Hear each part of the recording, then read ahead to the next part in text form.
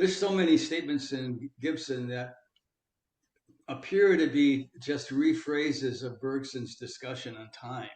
Okay, that I kind of think he got some of that from Bergson. But the point, back to direct perception, the idea is that I'm seeing my little coffee cup or teacup out here, right? It's not in some mental space somewhere. It's not in the mind. It's not in some perceptual space. It's not in the brain. It's not in the neurochemical flows. It's right here where it says it is. Out here, the cup directly perceived. Mm-hmm. It's right where it says it is. Uh, Gibson would say it the information in the environment, the invariance laws, the fact that the cup is on a texture density gradient with all its ratios, etc., is that's all information that is specific to the cup where it says it is out here. And of course, one can symmetrically say, yeah, but the brain then has to be resonated. He used the resonance framework. I'll talk about that a little bit later, probably. The brain is resonating.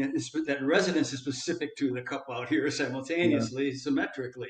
Good morning, everyone, to this new video that I'm releasing with Dr. Stephen Robbins. He is a very underrated expert in Bergson. He's leading a kind of Bergson revival on his YouTube channel. He has a PhD in educational psychology from the University of Minnesota from 1976. And interestingly, he also has a background in the US Marine Corps. He served as a first lieutenant in the military.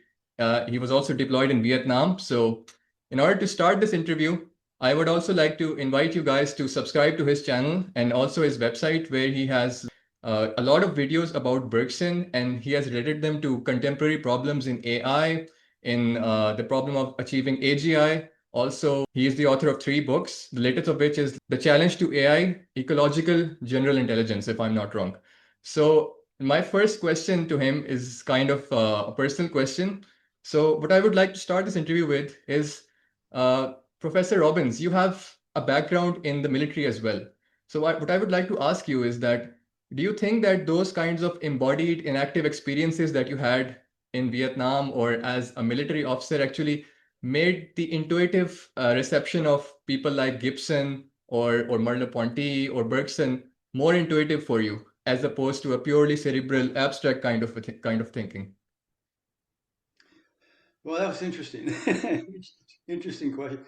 First thing I would say is that I needed the 3-year break. I took a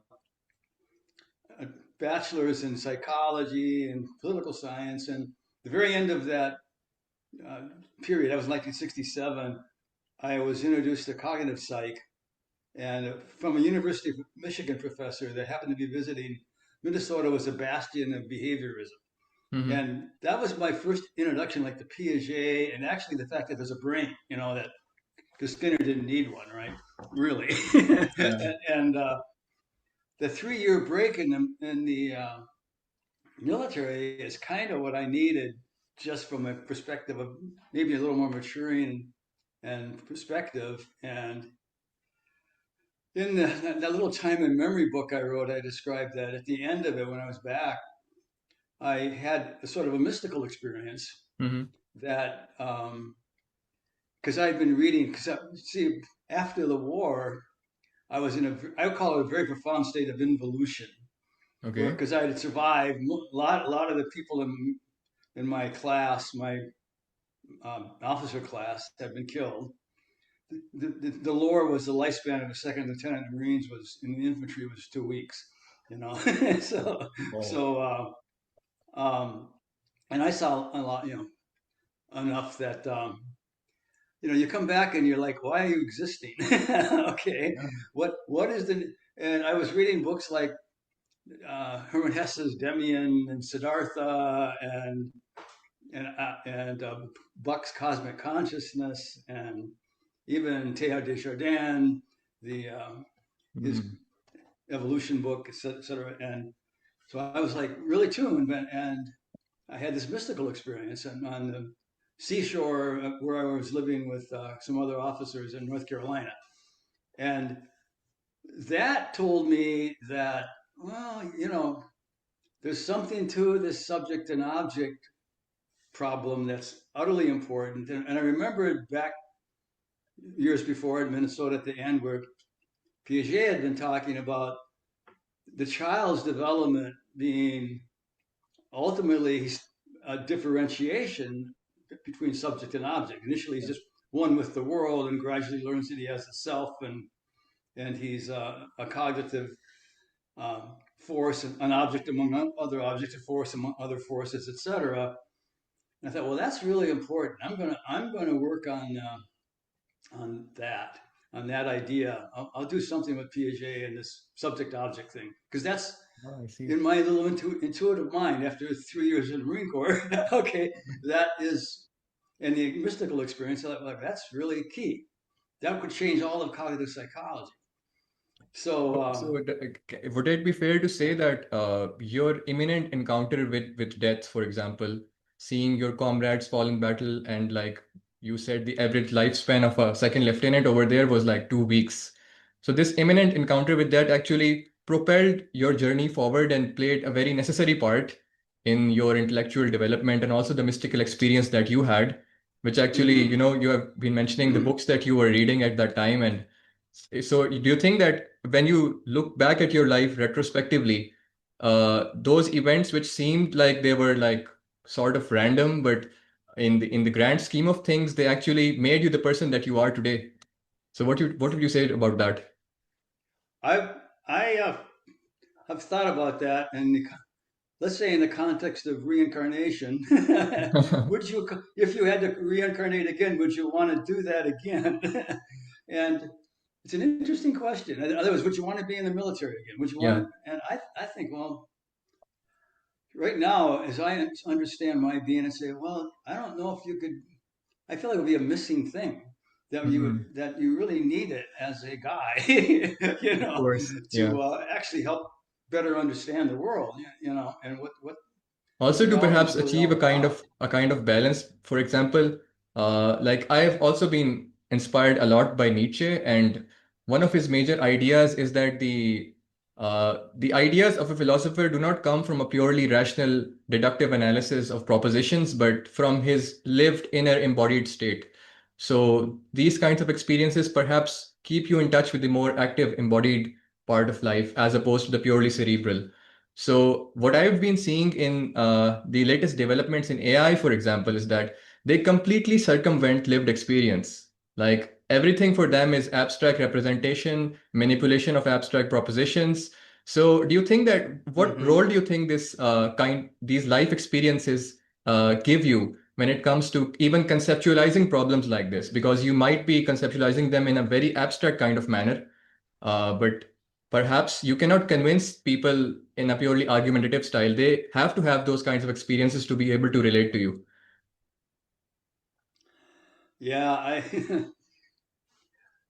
It's interesting. When I look at it just in terms of life experience and that framework, I mean,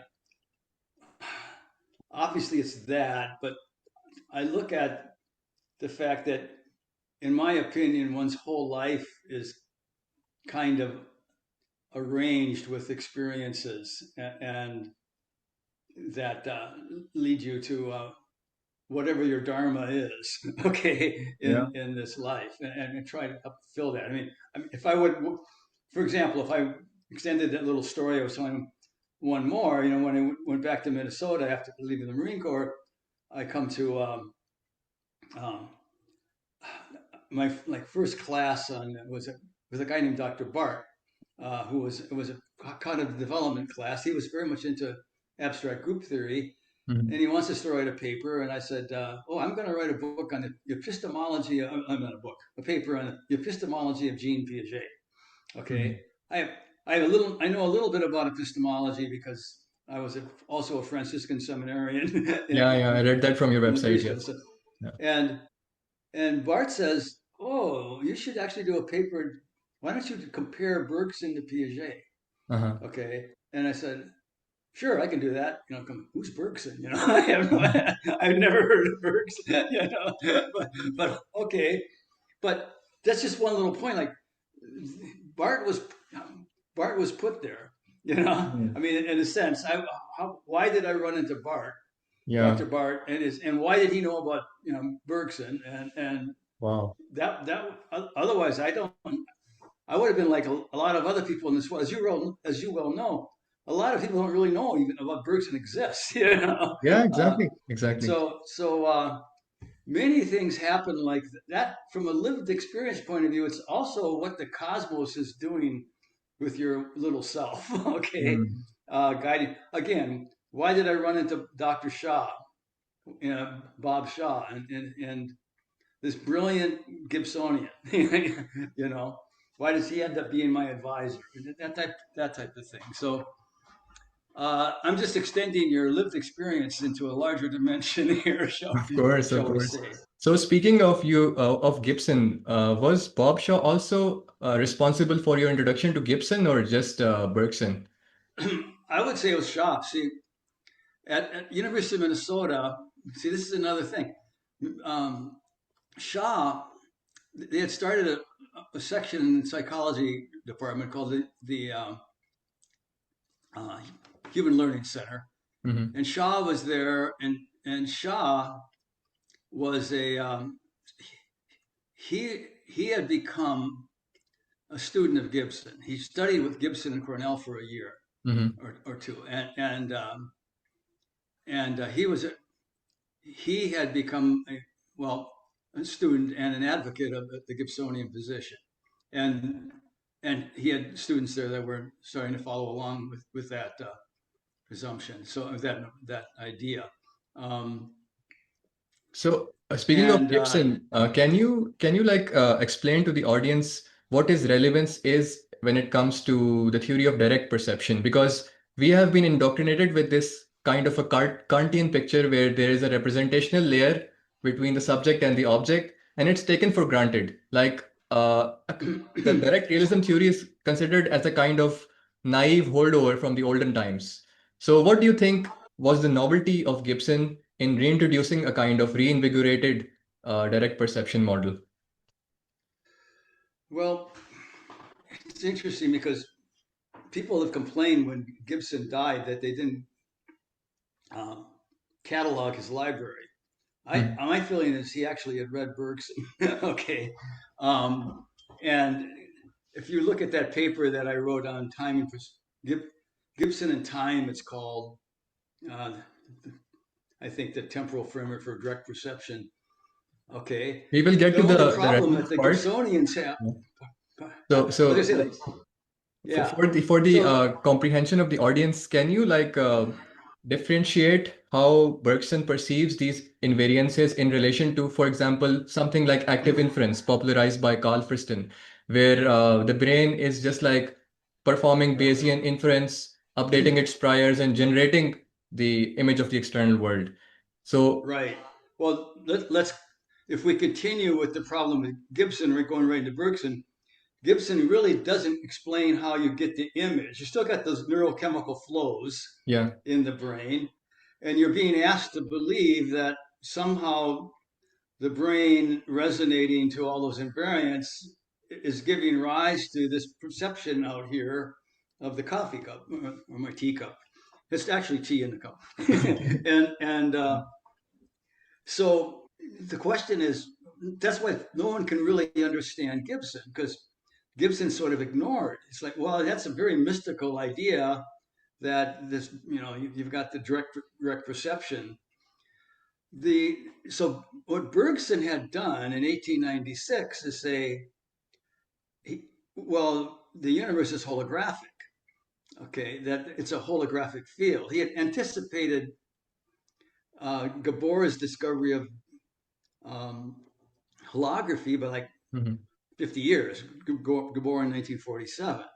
So there's a famous passage where he says, well, we can't. I'm paraphrasing, but he says, "Where's the photograph of the? We don't see the photograph of the coffee cup in the brain." And we knew back then in 1896 already that you weren't going to find an image of the coffee cup in the neurochemical flows of the brain. Mhm. It just doesn't exist there. nor does it exist in the bits of the computer, Exactly. okay, Yeah. or the large language models. It just doesn't exist there. But he says, well, isn't it obvious? He quotes Faraday and Leibniz, etc., that the photograph, if the photograph there be, is already developed in the very In heart the of very heart things of and at things. every point in space. That was his, in essence, holographic vision. At any point in the universe is the reflection of all the information of the whole. Of, so at any point in the universe is the information for the coffee cup. Now, what do you need? You need a reconstructive wave passing through that hologram. Mhm. So Bergson didn't talk in terms of a reconstructive wave, but he talked about it in terms of virtual action. He said, well, you can look at that holographic field as a sea of what he called real actions. So where just think waves flowing everywhere, but it doesn't. But that field, the field of real actions, doesn't look like a coffee cup. There's no coffee cup particularly as we perceive it, as we normally perceive it in that field.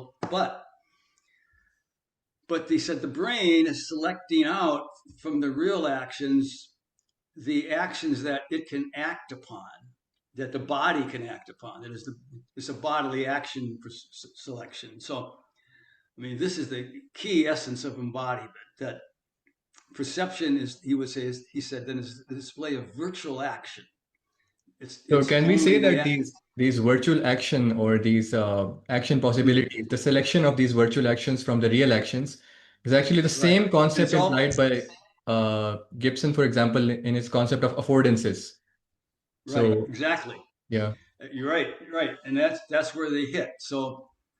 Um, so Bergson is saying, well, to make sense of Gibson's cup out there, directly perceived, what's happening is the brain is like a reconstructive wave. It's resonating to the virtual action.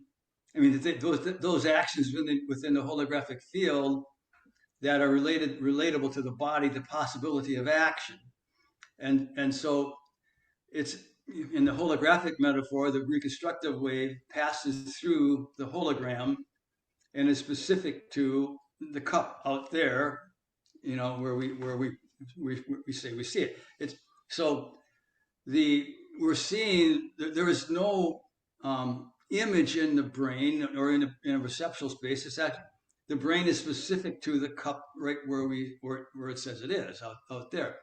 So that's pretty where again Gibson's resonating to the invariance of, like, say, when I'm stirring the coffee or stirring my tea, and there's all kinds of invariants involved, like adiabatic invariance ratios and inertial tensors, velocity flows, etc. The brain is, and it's all over time, so the brain is resonating over time. Gibson chose the resonating metaphor because you can't store this information in a series of states. Okay, it can't be defined in a series of states. The invariance is gone in one state. It only exists over this continuity of states or indivisibility of flow, as Bergson called it. And Gibson was really relying on this concept of the indivisibility of the transformation of the universal field, the indivisibility of the transformation of the coffee cup as we stir the coffee or we stir the tea.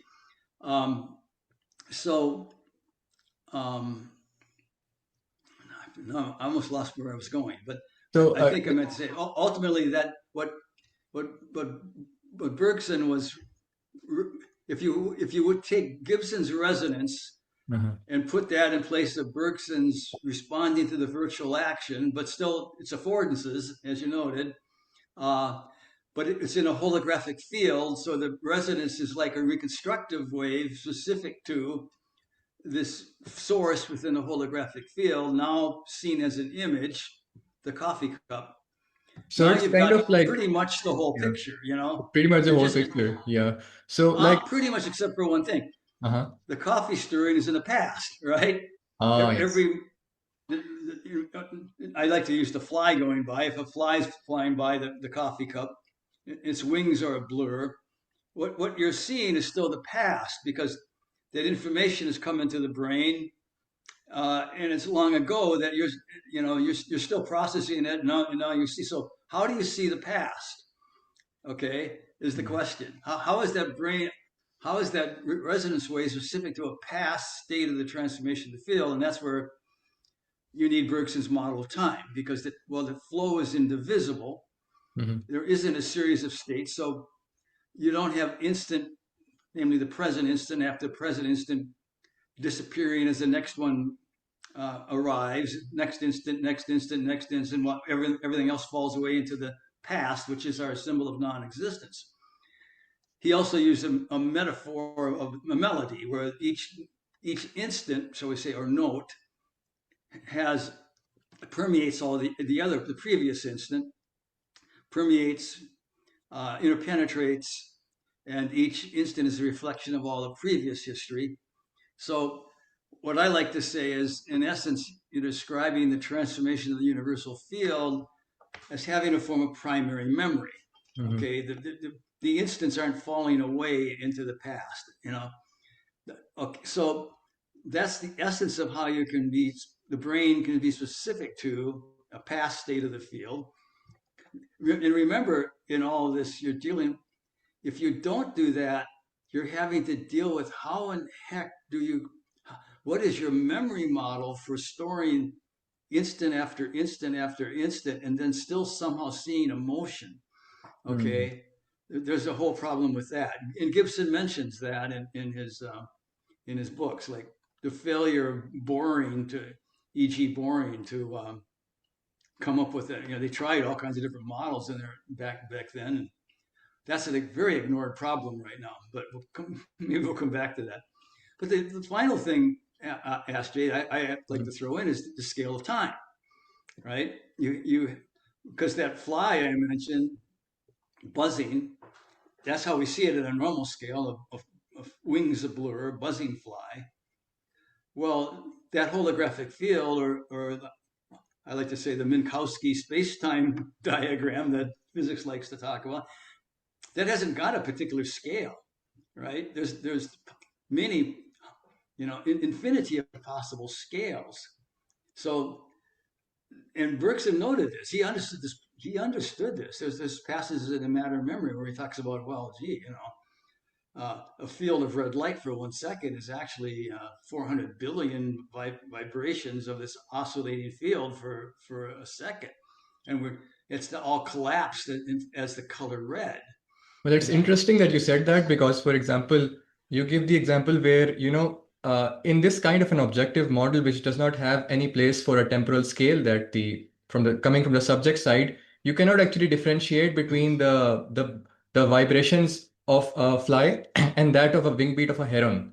So, for example, you can make out every wing beat of a heron related to your scale of time, but for some kinds of perceptions, the vibrations are so frequent that your brain just interprets it as a blur. So maybe perhaps the qualia that we see, which we think of as static, for example, the color red, is actually this kind of a way that the brain interprets all of these different vibrations.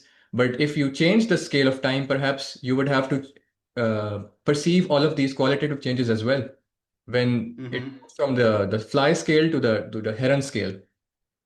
Right. And as you know, I've noted that the scale of time is qualia. Okay, yeah. Which is not, find a philosophical literature that understands that qualia is a function of the scale of time as well. Okay, in fact, everything is. It's very interesting that you said that because colors are a scale. Color qualia is all a function of a scale of time. How you perceive that 1 second of red is going to be very different if you're seeing every single vibration of that oscillating electromagnetic field over 1 second, as opposed to collapsed as in 1 second of red as we normally see it. So,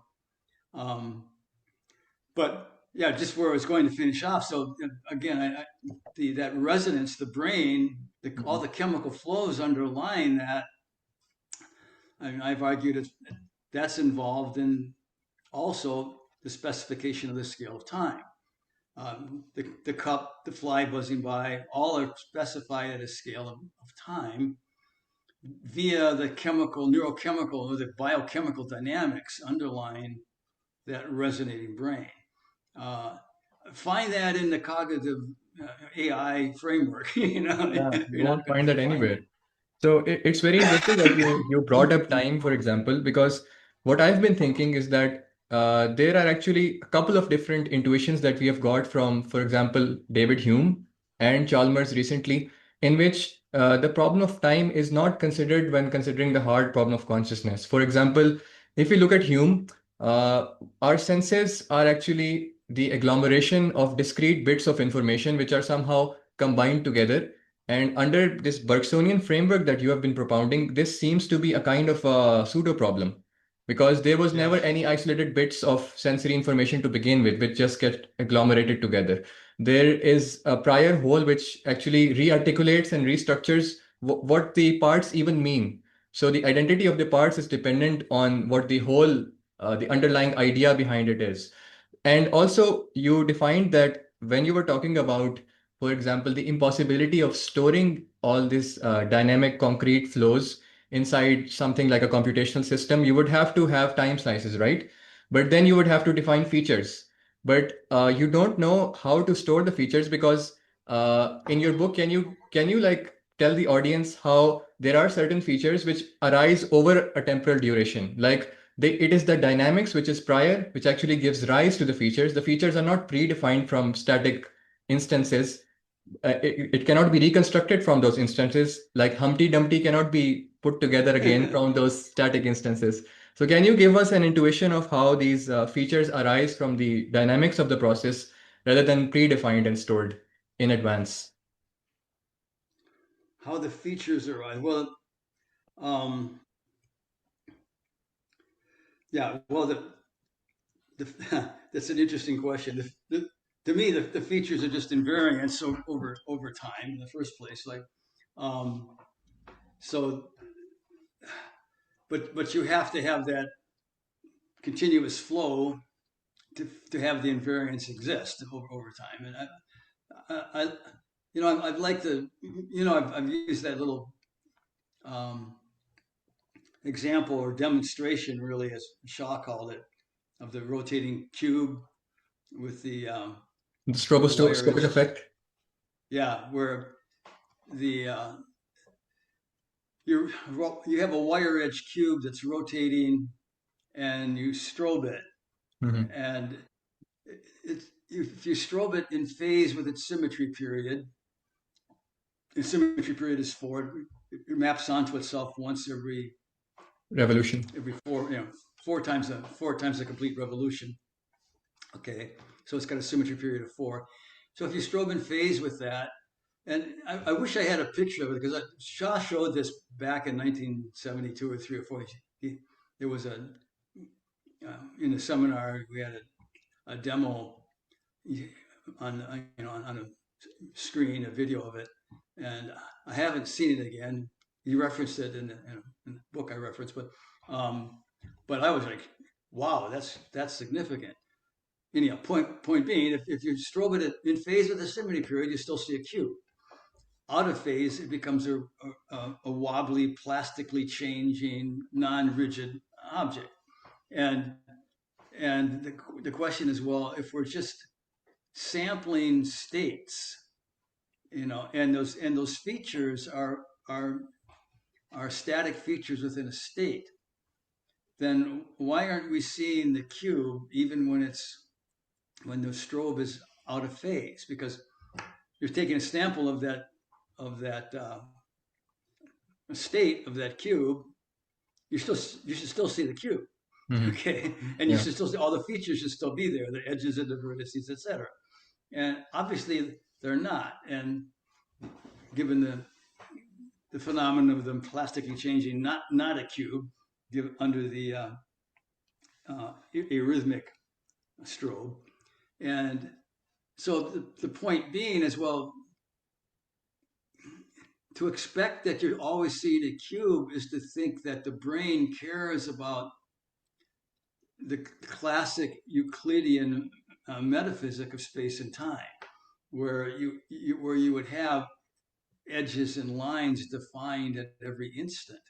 And you know, in reality, there is no such thing as a straight line in the first place. You Yeah. know, um, that's our concept of. I see the nice straight edges of my computer, but if I were to look down at enough scale, it would that straightness would be, you know, gone rather badly, you know, at the micro scale. But and of course that's always Bergson's warning, is that, well, what when you see the nice practical straight line of my computer edges here, uh, you're stuck in a certain scale, Mhm. right? You're making a fallacy. It doesn't. That's not. That's a practical, for sake of action, perception that you're given, but it works to a degree, just like all of mathematics works to a degree. Um, and so anyhow, the point being is that in my rotating cube case, those features are um, the rhythmic strobe, the strobe that goes with every that matches the symmetry period. So those features, the edges, the vertices, etc., they're invariants under these flows. You know, Mhm. if you take a Gibsonian, again, we got to go back to the Gibsonian cube. Uh, it's a set of flow fields. As the edges, as one face rotates toward you, there's a flow field across that.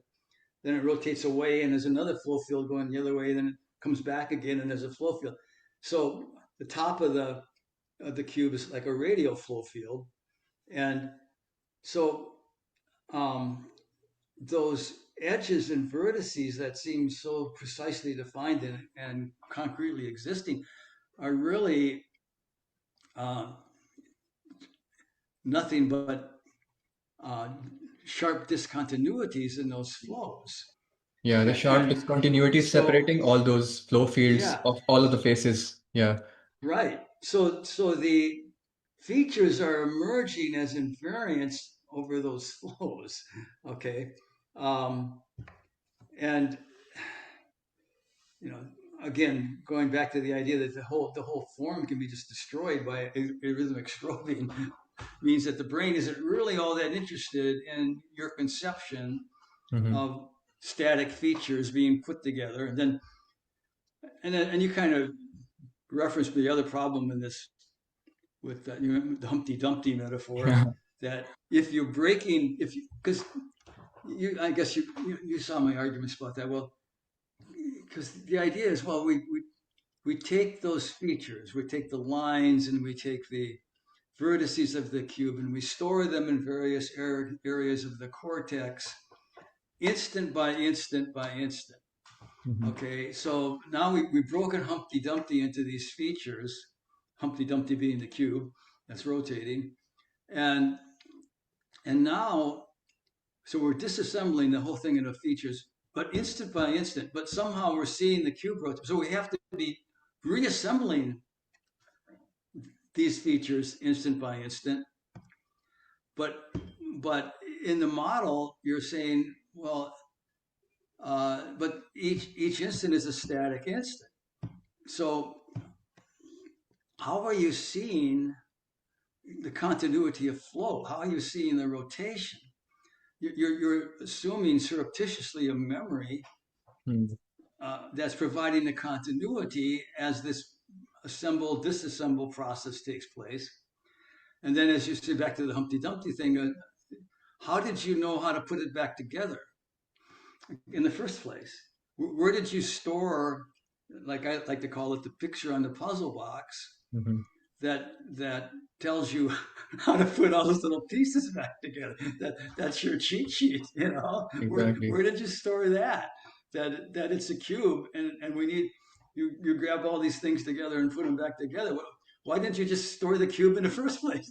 Yeah. Oh, we don't know how to do that. Well, doesn't Because we that relate know, with John Vervaeke's paradigm of relevance realization, where you have predefined all the relevant structures instead of dynamically discovering the relevant structures inside the dynamic flows?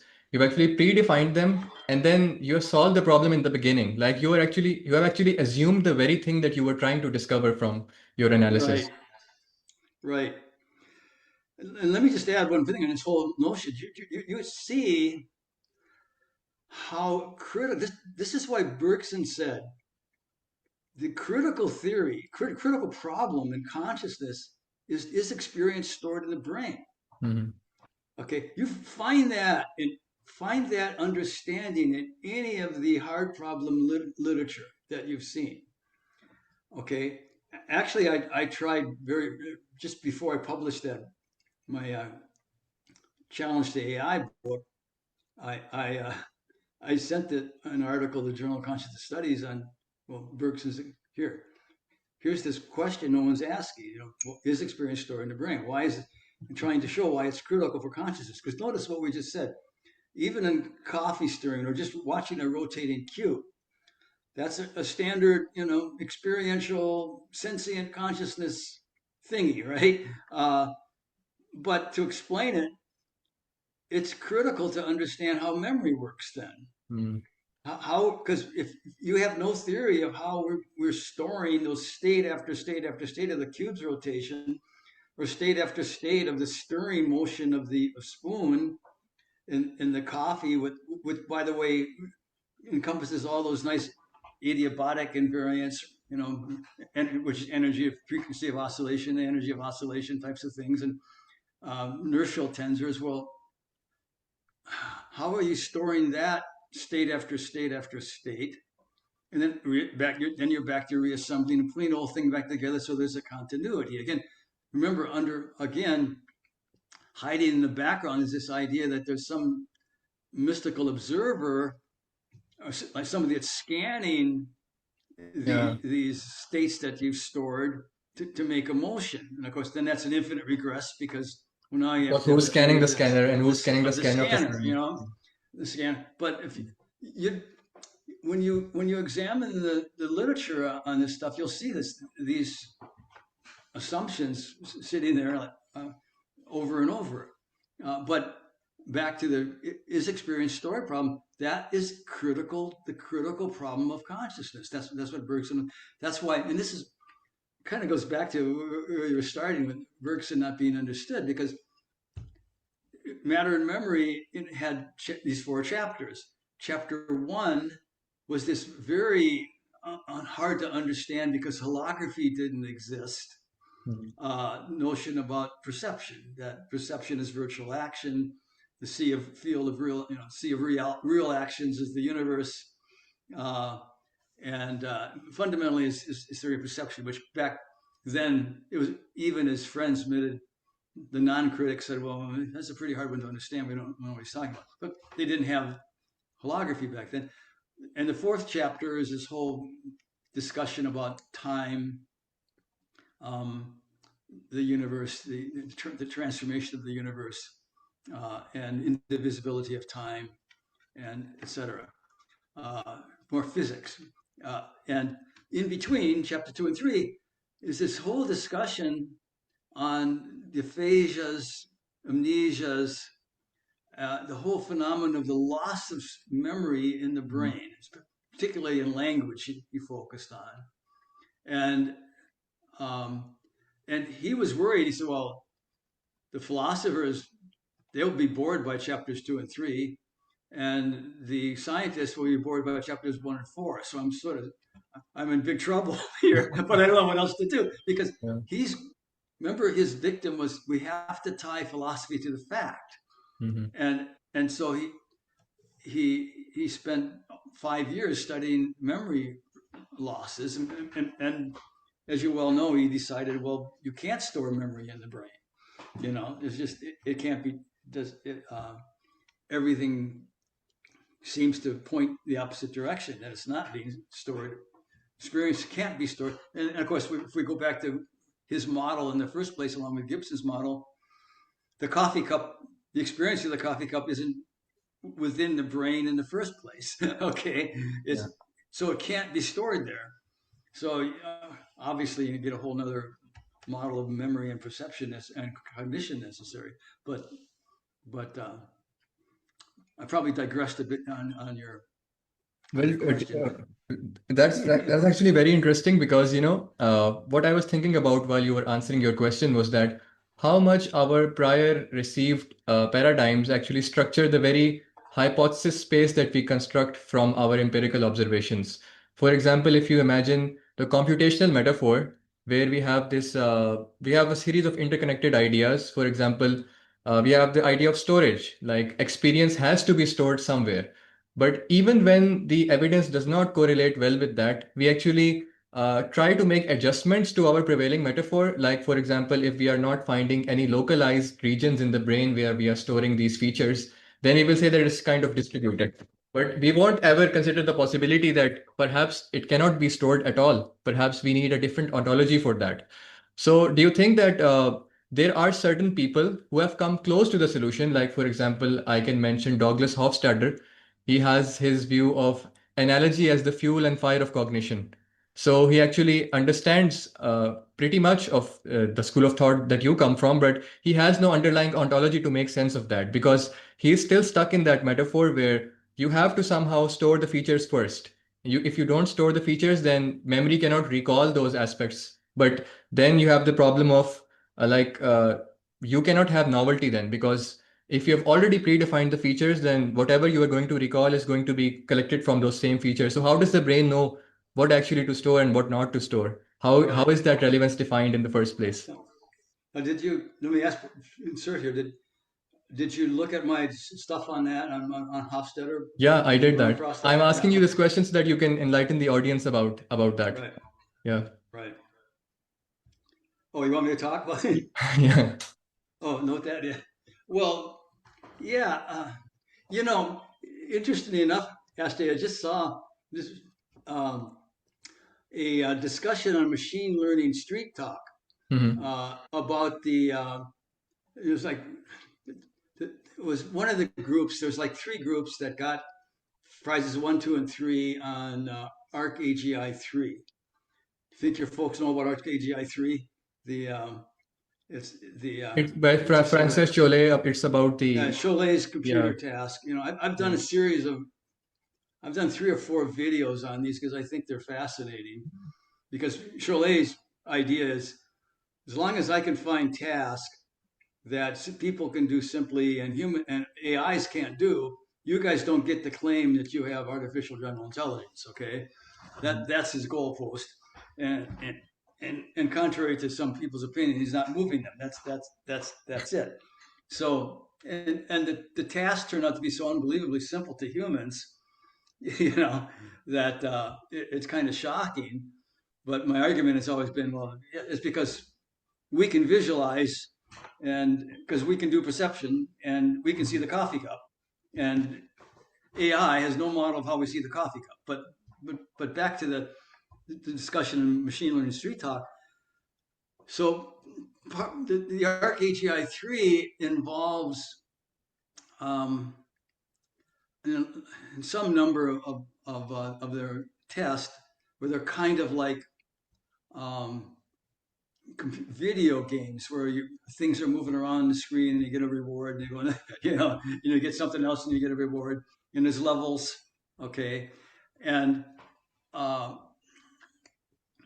some are just simpler than that. I'm shocked because I gave an example of one, the last one I did on ARC-AGI 3, um, and but this, but the machine learning street talk guy that's interviewing these 4 guys that they're in Germany and Zurich and they're brilliant. You can tell they're 4 brilliant young guys, doing their computer nerdy stuff, with their and they're talking about, well, we got these LLMs, we have to put a harness on the LLM that so the harness. Well, what's a harness? Well, it's just good old symbolic AI that they're strapping on the LLM to try to get it to understand how to look at this stuff, Mhm.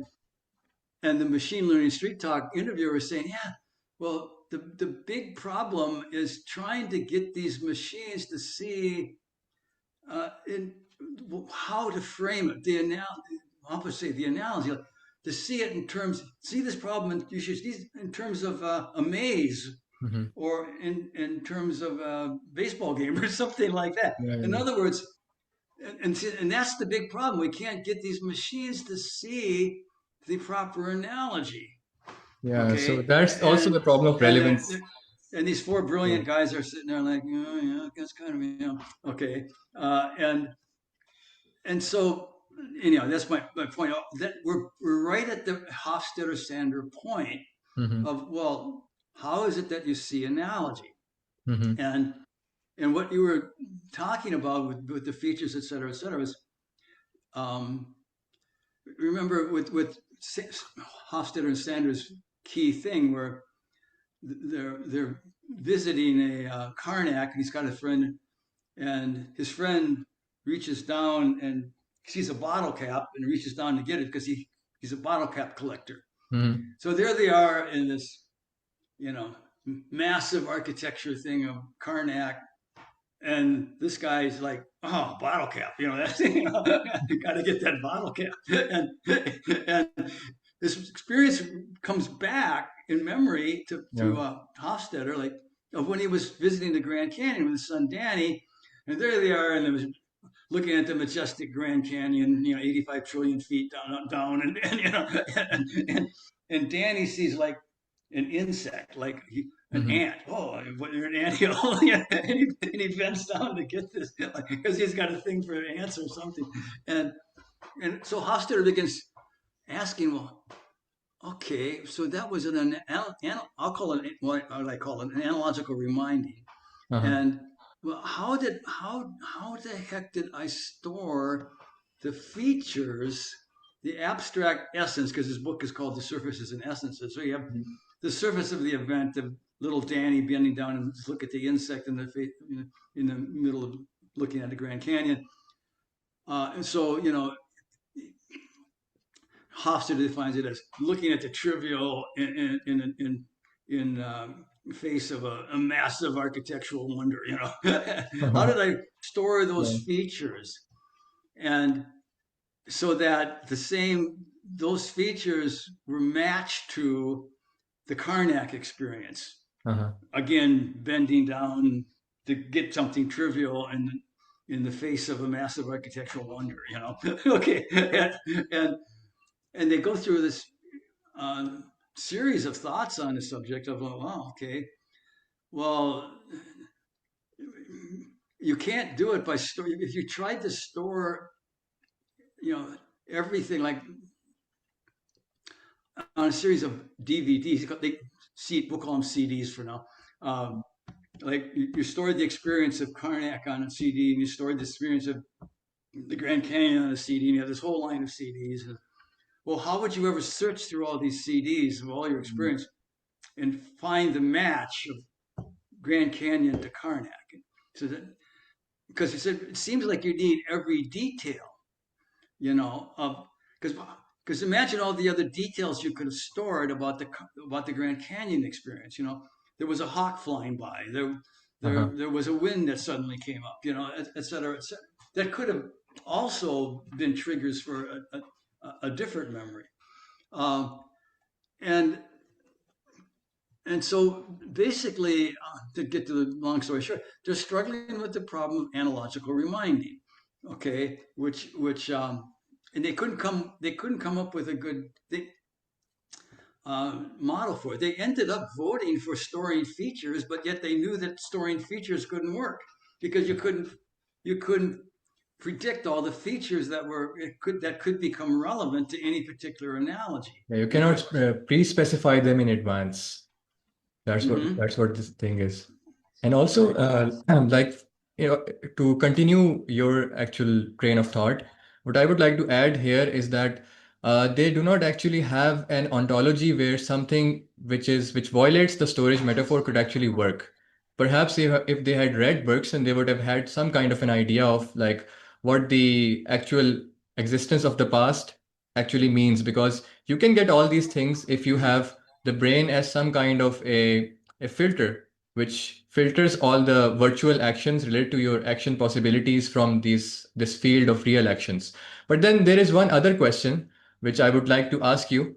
It's that, for example, if you look at frameworks like Leibniz monadology or Whitehead's actual occasions, keeping aside the criticism of Whitehead that you have, in which the actual occasions are these discrete bits of time which are succeeding each other, there are very attendant problems with that. But if we leave that aside, he does have this notion of individuation, where, for example, the actual occasion is like this one perspective on the whole. So, in Bergson's ontology, how does this differentiation arise within the field, which isolates subjects from each other? Like, for example, we can also call this as the boundary problem. So how do these naturally occurring boundaries occur? I know Carl Friston solves this problem by his notion of the Markov blanket, but I think Markov blanket also has its attendant problems. So what is Bergson's solution to this kind of boundary problem, or do you think that it's a pseudo problem? Um, I'm trying to let your let your statement sink in for a second here, because it's a kind of a boundary problem. I mean, I think I'm not quite following you on the nature of the what you just called boundary problem. Well, for example, you You can use the think word of this individual. as How do we individuate ourselves? Is yeah, that another way from of the looking at it? universal holographic field, how do we individuate ourselves from that? Well, but the idea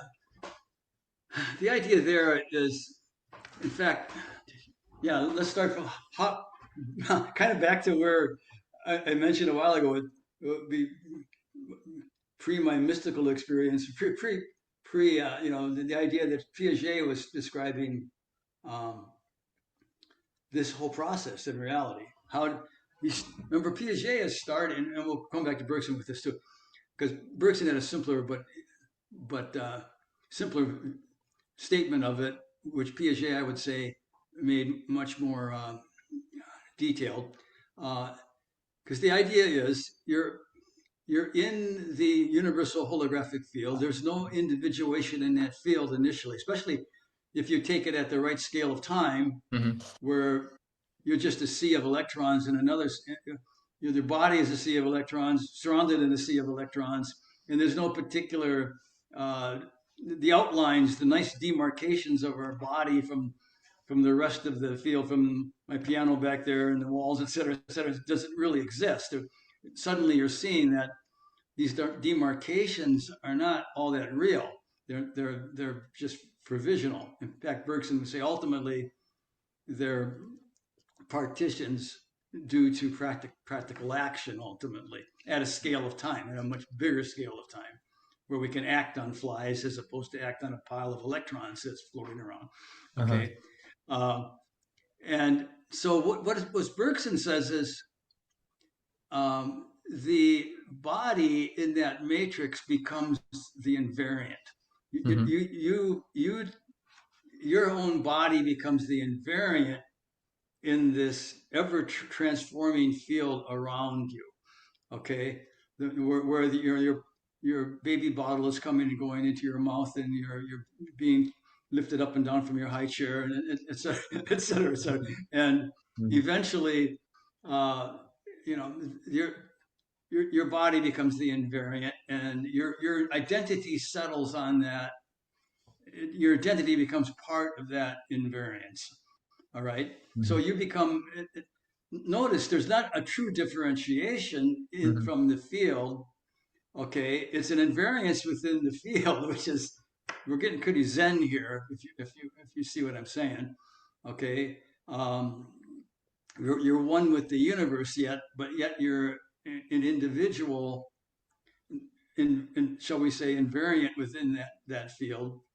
Um, and Piaget, of course, starts to extend that in great detail because let's say you took a look at the Child's Construction of Reality, that book. What you're seeing is it's what I described as the development. He calls it the development of causality, object, space, and time. I call it cost.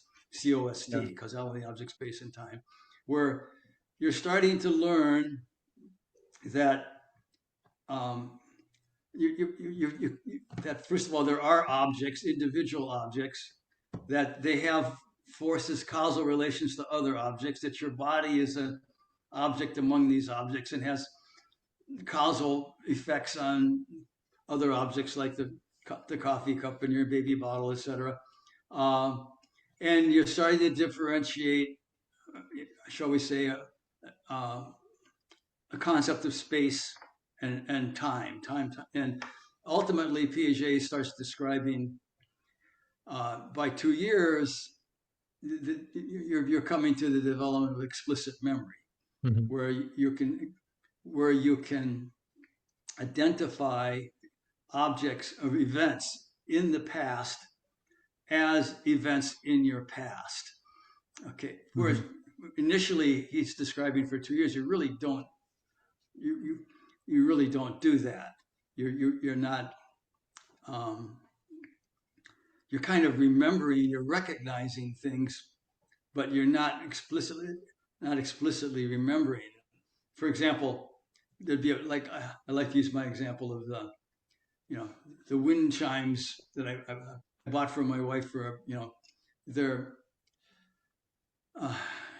hanging and they start ringing in the wind. And I remember explicitly that event of buying the wind chimes for my wife as part of my experience of the past. Now, in my baby state, I might just remember. Of course, I'm not buying wind chimes for my wife then, but the wind chimes would just be something that I remember seeing, but previously maybe it seemed familiar to me. Piaget will use the concepts of the words like it's a familiarity of the object, but not an explicit memory of, let's say, when maybe it was a little baby and it hung the wind chimes up or something like that.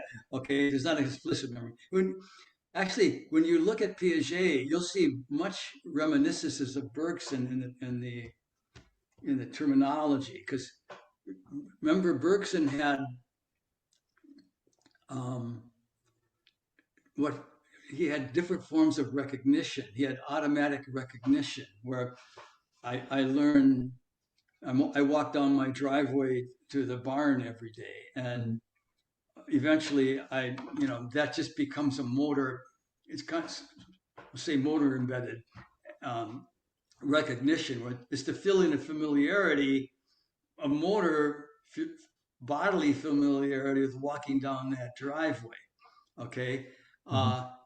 As opposed to, so that'd be automatic recognition as opposed to attentive recognition, where I can explicitly remember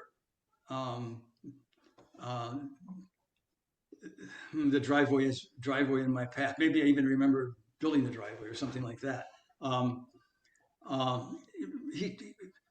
He spent a lot of time, again, in those chapters 2 and 3, looking at the various phenomena of aphasia where that would be split out, where there'd be the dissociations, where, for example, a person with aphasia would they'd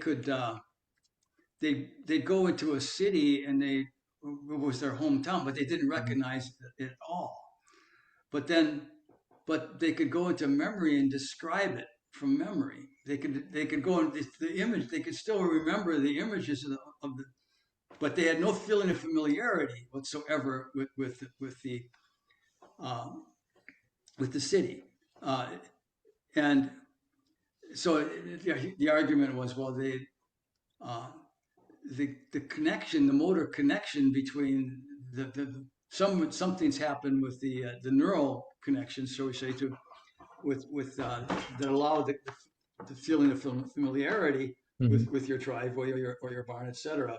But the memory still remains. And then, of course, there was the inverse case where people could feel and remember. They're familiar with something, but they couldn't image it. They couldn't bring back their memory at all. So would you comment on the fact that in all of these experiences and examples that you have described, There is this sense of familiarity, but we can also perhaps relate it to the lived persistence of the self. Like, for example, if I recall any experience, I have familiarity, but I also identify these particular experiences with something that happened to me in the past. Like, they are my experiences. So, if we are in this holographic field where it is kind of like a growing block universe where the past persists and we are recalling our memories from that. How does this sense of having lived those experiences for ourselves, like attaching this mindness to the experience as conjoined with it, how is Well, that related to that sense of familiarity?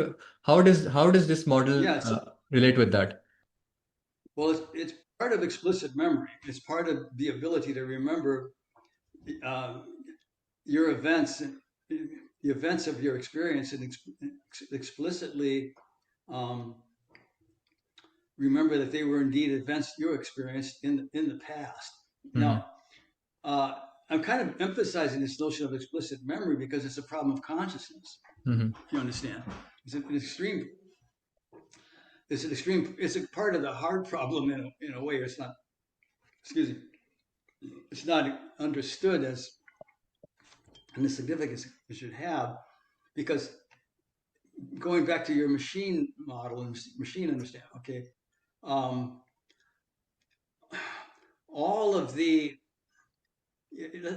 let's say you had a connectionist net or something and it was somehow being related to you're walking down the driveway, etc. So it's like all of the connections would be there, all of the things that, but yet um, there's no explicit, but there could be no explicit memory Hmm. of having done something. Something like, let's go back to that the other couple of good examples of this. One is the famous HM, Hmm. who got his sort of a frontal lobotomy, but by Schofield and or Scoville, and so he lost. He remember he would they would be experimenting with him doing a mirror tracing apparatus, and he would be learning how to trace, this inverse tracing with the mirror stuff, and he would be improving uh, doing this, but he'd come in every day, and he didn't recognize he had no memory of ever having done it before.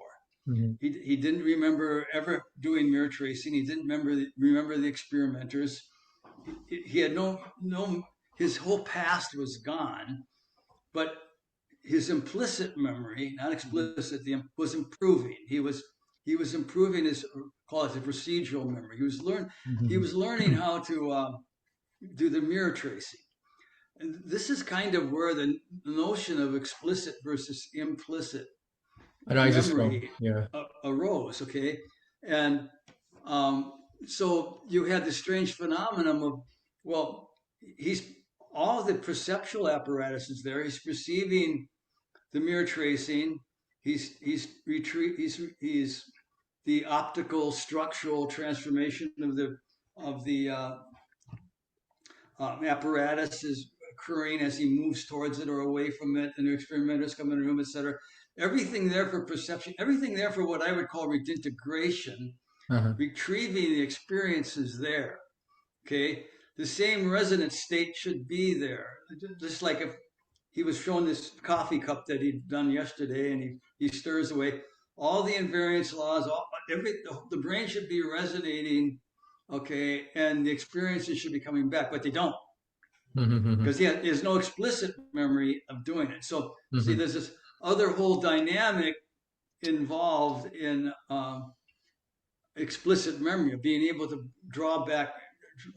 I'll put it into the past and see that event as a past, explicitly experienced past experience. Well, it's very Okay. important that you made the distinction between explicit and implicit memory, and perhaps we can also say the distinction between procedural memory and episodic memory. So, would you be able to say that perhaps if we look at the critique of Hubert Dreyfus, for example, there were some people in the past who were saying that all of Dreyfus's objections have been solved by the new connectionist architectures employed in neural networks. So, would I be correct in assuming that this procedural form of memory can still be modeled by these the neural connections that you have in these transformer type of models or deep neural network architectures, but Maybe. it does not have any answer for the episodic memory. Episodic memory still Right. needs the recall of the Right. past. Yeah. Let's to keep it simple for a second because it's more complex than what I think uh, than we want to admit. But yeah, the if you would say the machine is the AIs are totally implicit memory, and they have no explicit memory. They Yes. have no consciousness of ever having experienced anything prior in the day before or the day before the day before. There's of course they don't recognize this as a problem, but again, the whole problem of explicit and explicit implicit versus explicit memory is extremely unresolved. I mean, I wrote that one paper on it. It's in my book, on what I think it involves and why it's critical, and it's critical for the theory of consciousness. The the the one thing I was just going to caution us on is even this how we actually do like motor memory, like playing the piano. Yeah, the Okay, implicit memory I of. I think Hmm. probably involves uh, um, Well, you shall we cannot say? completely divorce that I from like the. to do Yeah. these Bergson's dynamic schemes. Uh-huh. You have the whole you have the scheme of the piece, the whole abstract relational of the piece. You know, and that's what's moving the brain to do it. Yeah, that's the one that is It's not orchestrating really all the the yeah, motor functions, if you can call them. right, right. So um, that's another whole sub. That's I go in, yeah, I do go into That's a that in the book. completely different rabbit Yeah, hole. We can go into that, but but yeah, it's kind of mind-boggling how bad the problem actually might be, But again, it kind of relates to the whole problem of speech perception or yeah. language understanding too, as you know. So um, how we how we actually produce speech as opposed to how an AI produces speech. Two Yeah, different I was things just reading completely. that chapter prior to conducting this interview. But here, I think it would be very beneficial for the audience if you also connect explicit memory with the problem of imagination. So, for example, you give the example of Roger Penrose has these very intuitive explanations or examples of these invariants defined over imaginative transformations. For example, you have hexagonal numbers and you compress them into a kind of shape, and then you stack them on top of each other and they form these cubes. So, an intuitive, imaginatively constructed series of events can be intuitively realized by the brain as being invariant.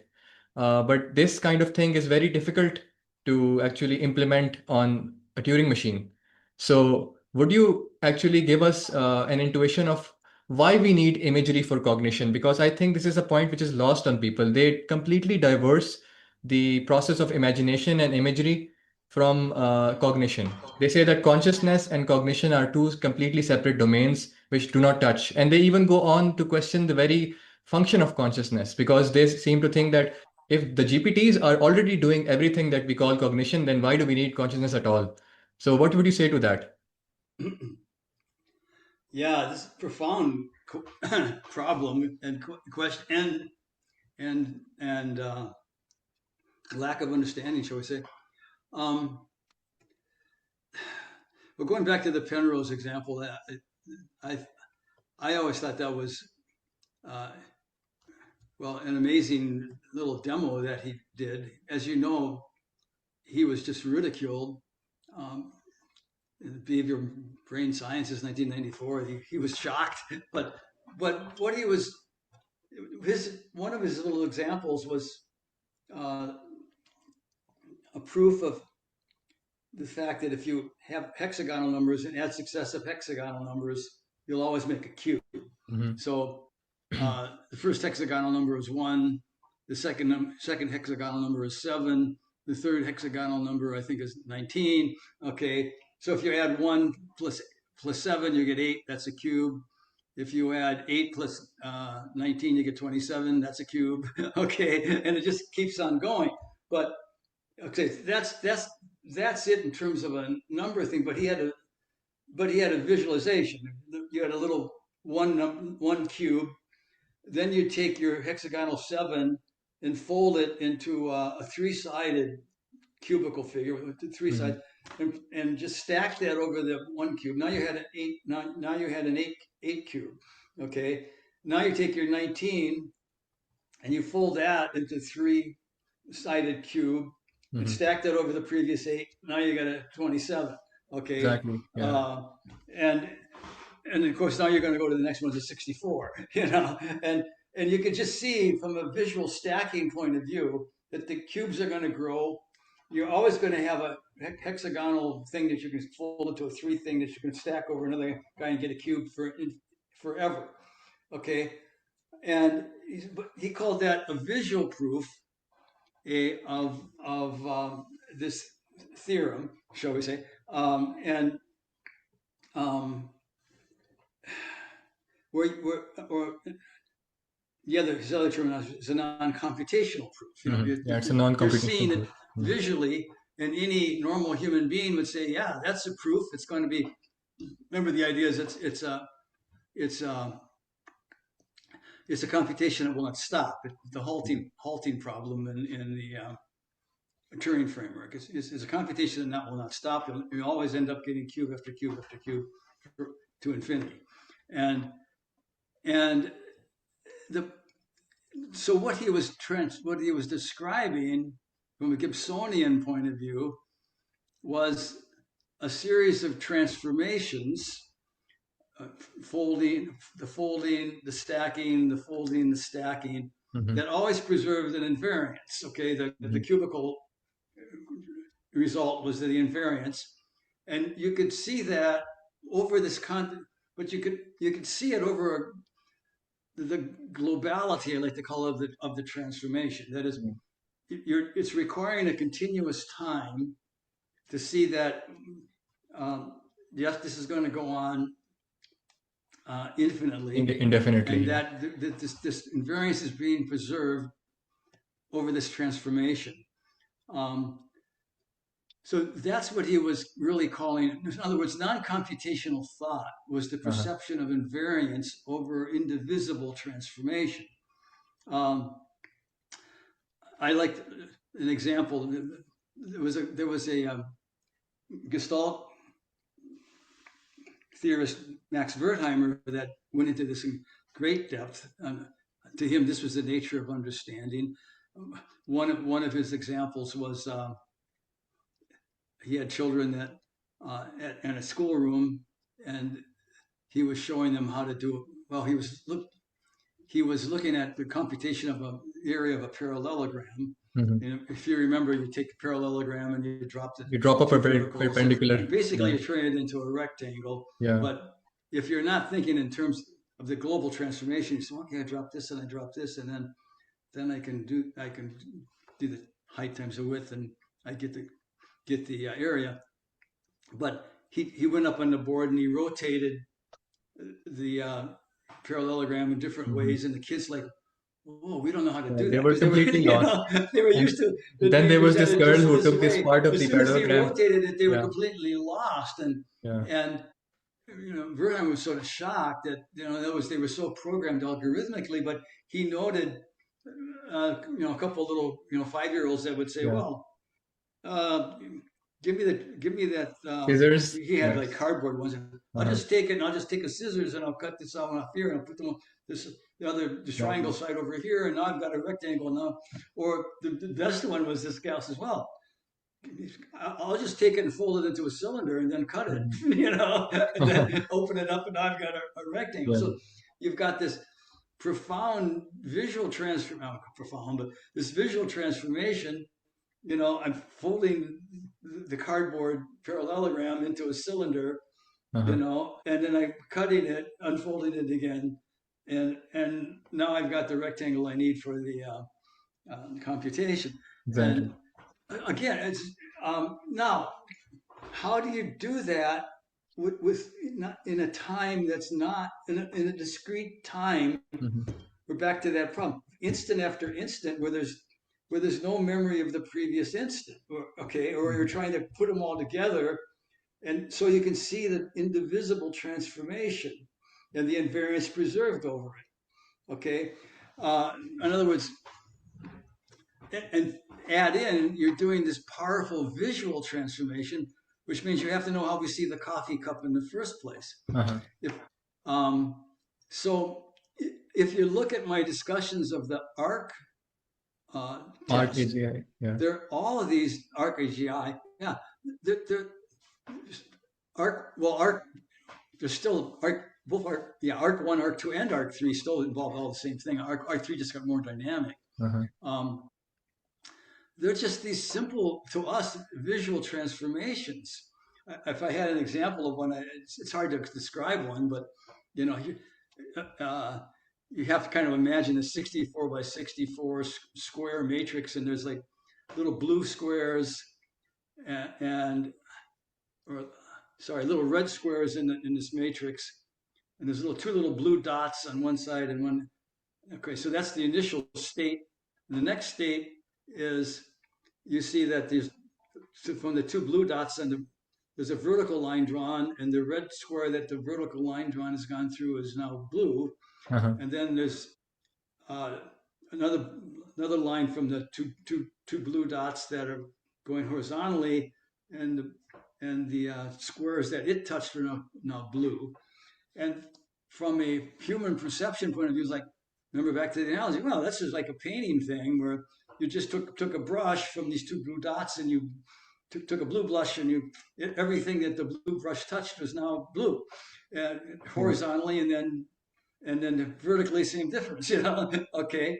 And so we see it instantly as a visual transformation that's simple as hell. Mm-hmm. And the ARC test, that was ARC 1. It had three of these instances, Mm-hmm. like the first one I described. Then there's a second one, which is a little more same kind of thing. Mm-hmm. Figure out what the blue dots are, what they're touching and what they're transforming into blue. And then the fourth one was a test, and the machines struggled like crazy with this, okay. Ultimately they claim. I find it interesting. They claim that they've solved them to some degree. Remember that the criterion was to get 85% of them. Uh-huh. But Chollet was never comfortable with how they solved them because he just thought, well, they were basically brute forcing them. Mm-hmm. That they were starting to get so many of the examples in their test set that they could kind of learn how to do it. Yeah, because they have this claim enough of sampling. if you just throw computing power at it and lots of data, then they Yeah, can solve any kind of problem. yeah. They now use the terminology. Scale is all you need. They say scale is all you need. Yeah, yeah. Or the bitter lesson, where the bitter lesson is just, we just need scale, Yeah. and they say, we can do it. So they're still back there, but if you'll note that they still fail on miserably simple problems. tasks. They can do A, B, and C, but not D. Where D is the same complexity of not complexity, same simplicity as A, B, and C, but they can't do D. Why not? Obviously, because they really don't know what they're doing. You know, but they are. But on ARC-AGI 3, I can't quite get a good picture. This last one, I still think they're pretty stuck. I mean, when they ran Opus 4.7 and ChatGPT 5.5 against them, and they didn't even get 1%. Yeah, I saw those stats. Very shocking stats, considering that they are saying that we are right on the brink of AGI. These are kind of embarrassing numbers for a claim like that. What would you say to someone like Geoffrey Hinton, who said that right? So that's why they're talking about back to my four brilliant guys in Zurich, Uh-huh. you know, how can we put harnesses on the LLM so that we're back to, let's just state it frankly, how is it that we can get these things to perceive analogy? But the Mhm. problem is their harnesses is an infinite problem, right? Because they're going to have harnesses for every possible variant that they're ever going to discover. Yeah, They that's a tell kind of brute forcing. You're pre-programming every kind of contingency that the system is likely to face. And also, there's a very famous AI scientist called Geoffrey Hinton, and he made a very surprising claim recently. He said, since mathematics is a closed system, AI would be this discipline is going to be the first to be solved by AI. So, what would you say to a statement like that, considering mathematics as a closed system, which is uh,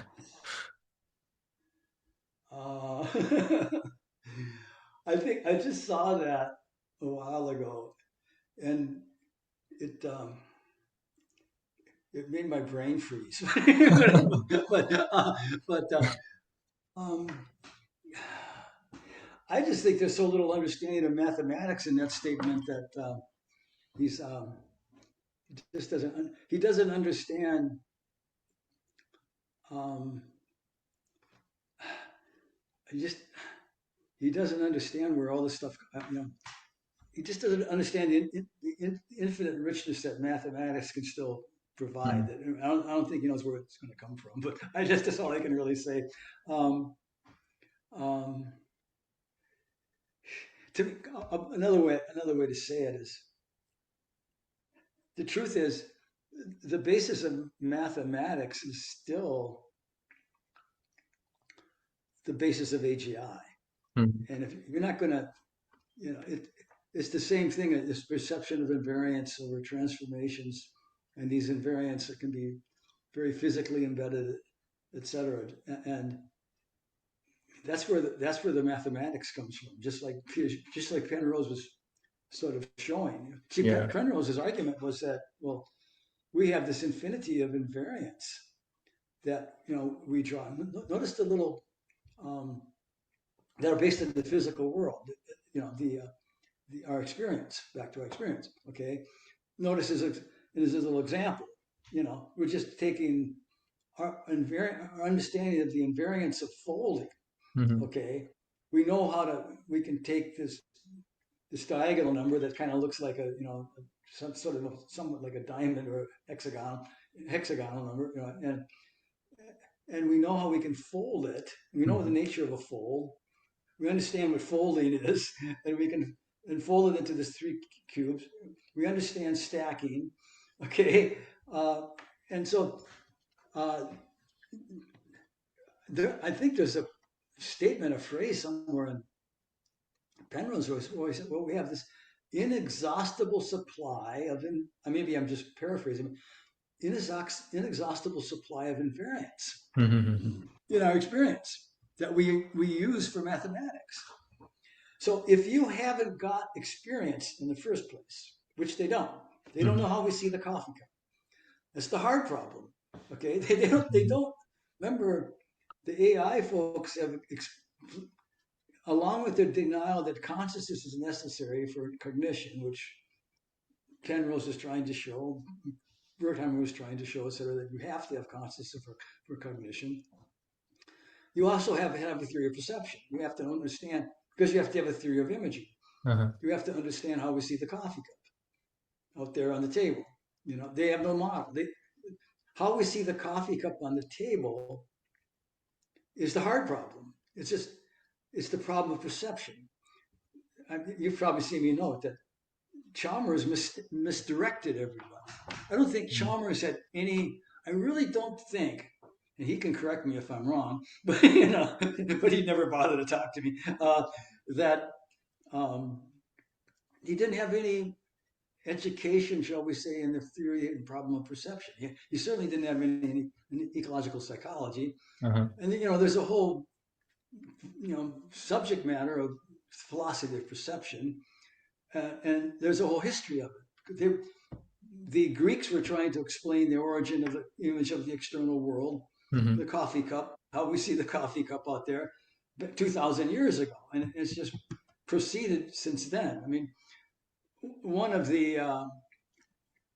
things I mentioned at the beginning of the universe arranging for me to run across was this fantastic thesis by a guy named Tom Lombardo, who Hmm. was a student of Shaw, that on the whole theory of history of perception, and how you had this whole he went through, I can't remember all the names, but Alshazen and Plato, etc., all through the Greeks and all through the Arabs, going through how the heck do we explain the image of the external world? There's the projection into the eyes, and is there a little Homunculus. idea in Yeah. somewhere in the brain? That Yeah. well, then who sees that? And etc. So when Chalmers he stated things only in terms of qualia, right? Well, how do we see the whatever color this is, magenta or pink of how do we see that, or the brown of the tea, excuse me, or the clink of the whatever, put the thing down, just the qualia. But well, but there's nothing in the image that is not qualia, as you've seen me point out. The form is a qualia. So we just got done describing of the rotating cube. Um, it, it can take on different forms. So the buzzing fly versus the heron-like fly versus the electron cloud fly. Different qualia as a function of the scale of time, but what the form is equally qualia. There's nothing in the image that isn't qualia. The problem is explaining the origin of the image of the external world, which is where Bergson started in chapter 1 with Hmm. his, holographic field, and the brain basically being in a reconstructive way specifying an aspect of the field, namely now as an image, namely the coffee cup and the buzzing fly at a scale of time. So I think I just lost my. Oh, So so basically, if I summarize what you were saying, it's that Chalmers kind of misled us with his hard problem of consciousness because he kind of focused too much on the static aspects of the image of the external world, and all these well, qualia that form dynamically over time, the features that get that's well, abstracted that's over one temporal aspect of it. flows. Yeah, the dynamics is Mm. completely missed. Yeah. The whole fact that time, there's nothing that is not a function of time. The qualia red is a function of time, scale of Mhm. time. Completely different in a different scale of time. How we receive that red, etc. There is nothing that is not qualia, or not a function of time, and nothing in the image that is not qualia. The problem is explaining the image at a scale of time. Um, and he just did. The reason I'm saying this is I was in discussions 20 years ago. There was a Journal of Conscious Studies forum, and I was in it for a while. And I would say things like, "Well, Bergson has a model of the origin of the image of the external world," and I say, "Well, that's not the hard problem." It's like, and I was like, Mhm. "What do you mean it's not the hard problem?" Okay, that is the hard problem. You if I say a guy's got a model of the origin of the image of the external world, that doesn't mean anything to you because no, he doesn't explain qualia. Well, Wow. wait, you're the model is in a. It's an interesting thing. When the first article I ever published after I did my thesis in '76, and I tried to get my book published for a long time, and I couldn't get the thesis published as a book. It's a long story, and finally I noticed I sort of kicked out of the whole thing for 10 years, Uh-huh. and then I noticed that these journals had popped up around 1990, Journal of Consciousness Studies and Consciousness and Cognition, because of the computer model. Chalmers 1995, the hard problem, and so they started to understand that the computer has got a problem. We can't we this qualia. Of course, Chalmers put in terms of qualia. How does the computer ever feel the softness of a pillow or feather, or how does it experience redness of the sunset or the taste of cauliflower, right? So everything was put in terms of the qualia, in her terms. When I did my thesis in 1976, it was like, oh, the computer doesn't, there's no way it's going to have a solution to the image of the external world. That's the problem, okay? And I had all kinds of stuff about qualia in there. I understood there was all a qualia problem as well. But so anyhow, I noticed that, and there was these journals. So I published a Bergson Perception to Gibson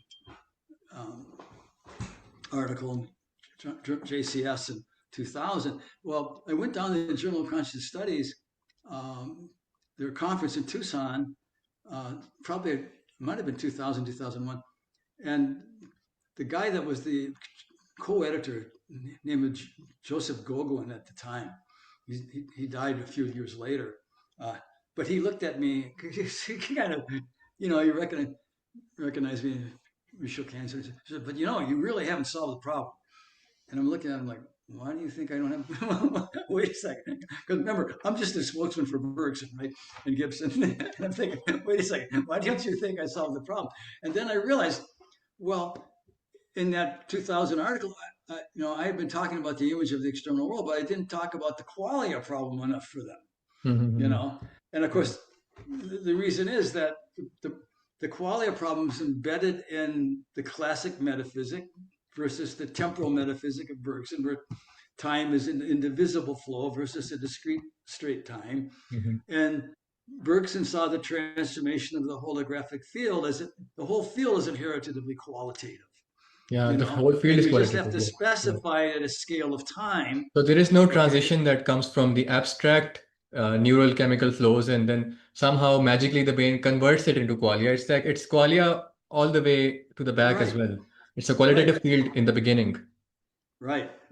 So your specification of a qualitatively transforming holographic field at the scale of time, which is critical for the qualia. You have to have all qualia at a scale of time.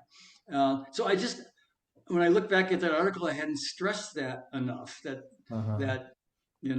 and I hadn't stressed, by the way, that I should have back then that Chalmers had misstated the problem. I hadn't even noted that. It finally dawned on me, So perhaps they were looking for some. Wait a second. The whole problem is he's misstated the problem, and everyone's stuck in this qualia thing, like exactly as you just noted, and they're looking in the wrong direction. So maybe they were trying to come up with some sort of an explanation of how the brain generates qualia, while the actual solution was that how does the brain filter from an already qualitative field qualia that is relevant for its action possibilities and affordances. So basically, it's a kind of a filtering problem as opposed to a generation from scratch problem. Right, and and then this correlates with the idea then that AI just thinks they can ignore the hard problem because the hard problem is just in terms of quality, and that's not important, right? So that's why they think they can just ignore it. But circling back towards AI, when do you think that AI is actually going to have a sobering moment of realization that perhaps the path towards AGI that we have sketched out with so confidence is actually wrong? One idea that I have from reading your work is that if you place the GPT inside the pure ecological world without all the vector embeddings that it has learned from the training data, all the words that it has, if it is placed in the pure ecological world, then perhaps it would have to construct relevance from scratch rather than from its pre-trained data. So do you think when we try to embed these GPTs inside robots or self-driving cars, that is the moment when they're going to have this realization of the limitations of this framework, or do you have a better proposal for that? I'm laughing because I thought we'd come to that point so many times over the last 20 years that I've kind of given up hope on it. But because they seem to be able our AI guys AI folks can seem to generate a new vision of hope every other day. So and then they accuse us of trying to shift the goalpost. I don't know what it's going to take. See, I mean, right to me, right now they should be at that point, but they're Mhm. not. You know, I'm Yeah. just witnessing this last discussion with these five. I'm very brilliant guys. You know, they're all probably 20, 25. Hmm. In Germany. You know, I know there's tons of others like that. Yeah. It's like they have. See, the You're problem, SJ, is talking about the ones that you saw one in of the the machine problems is learning I street don't. talk, right? Well, I think the AI guys, Uh-huh. they're suffering in their education. Okay, Hmm. they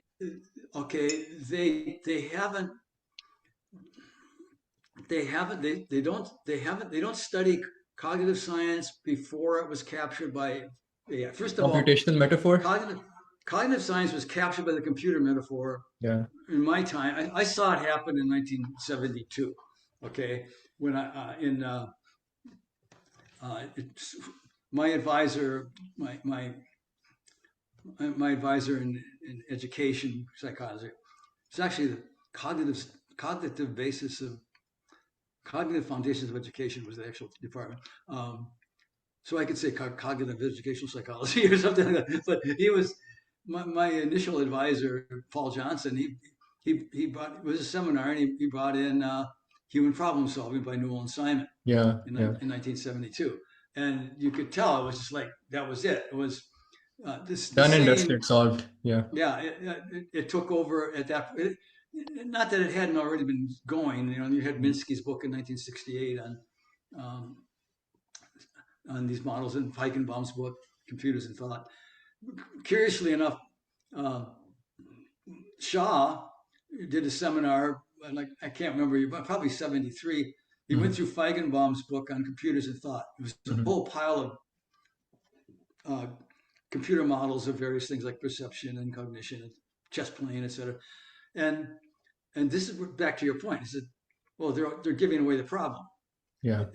I mean, he Shaw. You had no idea how brilliant Shaw was. Okay, it's just hard to explain, but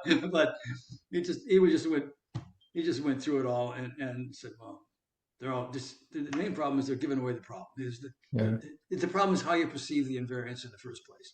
And Okay, also circling and back to the points you made about mathematics, I think you made a very interesting point when you said that we already have this huge reservoir of practical examples like folding, stacking, all these invariances that we have actually encountered in the ecological world. And then they solidify as our intuitions, and then we use that for our uh, imaginative construction of right, these they mathematical become invariances. axioms. Yeah, Yeah. yeah, So that actually gives us an idea that perhaps mathematics as an activity is a highly embodied phenomena as opposed to a purely cerebral activity. So unless yes. an AI has that kind of an ecological perception, it might not be able to draw on the exact reservoir of intuitions that you actually need to do the kinds of mathematics that humans do. What would you say to that? Probably. I think I'd say, yeah, I don't think they're going to have the necessary, they're going to have some syntactic understanding and it's going to get their, it's going to get them a ways. Uh-huh. Uh, but um, I'm just kind of reminded of I had a friend in graduate school uh, named Jed who was, he was, he had a master's in mathematics and he had kind of decided to come to our department and the cognitive foundation of education because he said, well, I ran out of intuition. I was, in other words, I understood the rules, Uh-huh. but I had no intuitions behind mathematics, and I realized I couldn't go very far. I couldn't finish it. I couldn't do a PhD because Hmm. I just didn't have the intuitions behind mathematics. I mean, that's what Penrose is describing is the intuitions behind mathematics, etc. Mhm. So I just don't see um, how I think you how you can actually get that far in mathematics, but on pure because syntax, and that's what the AIs have. Obviously, they have this massive pile of documentation documents off the internet with all kinds of examples, and they can put it all together, and they can it's a massive syntactical exercise of putting equations and formulas together that seem to hold. But Mm-hmm. uh, are they going to? Can they really derive much new stuff out of that? I don't think so because they don't have the experience. I think what you're intuiting is exactly right. They don't have the bodily experience, and this is they don't have the perceptual experience, and they don't. In other words, they don't have the foundation for where mathematics comes. Yeah. So, Because, perhaps you've heard of this biologist called Michael Levin. So he runs a laboratory in Tufts University.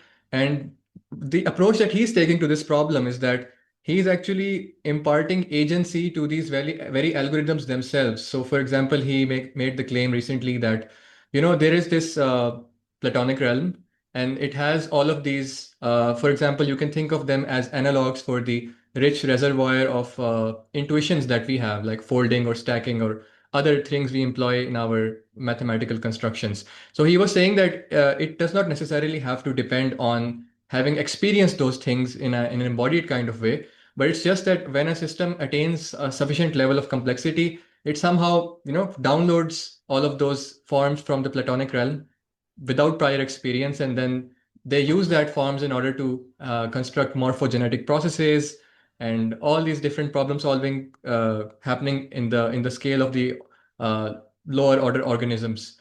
But this other view of having an embodied experience as prior to your very act of imaginative synthesis of doing mathematics actually opposes that. So how much do you think is actually a free gift given by nature or by a Platonic realm to solving these kinds of problems? oh boy. I'm sorry if that was a mouthful. Yeah. Well, the first mouthful is the nature of the Platonic realm in the first place. Okay, Yeah. and if if you remember, um, Bergson had quite a discussion of the Platonic Platonism in the Platonic realm, um, and the idea was that the Platonic realm in Plato's mind and the Greeks, they saw more in the abstract than in the real concrete flow of time. Okay, Uh-huh.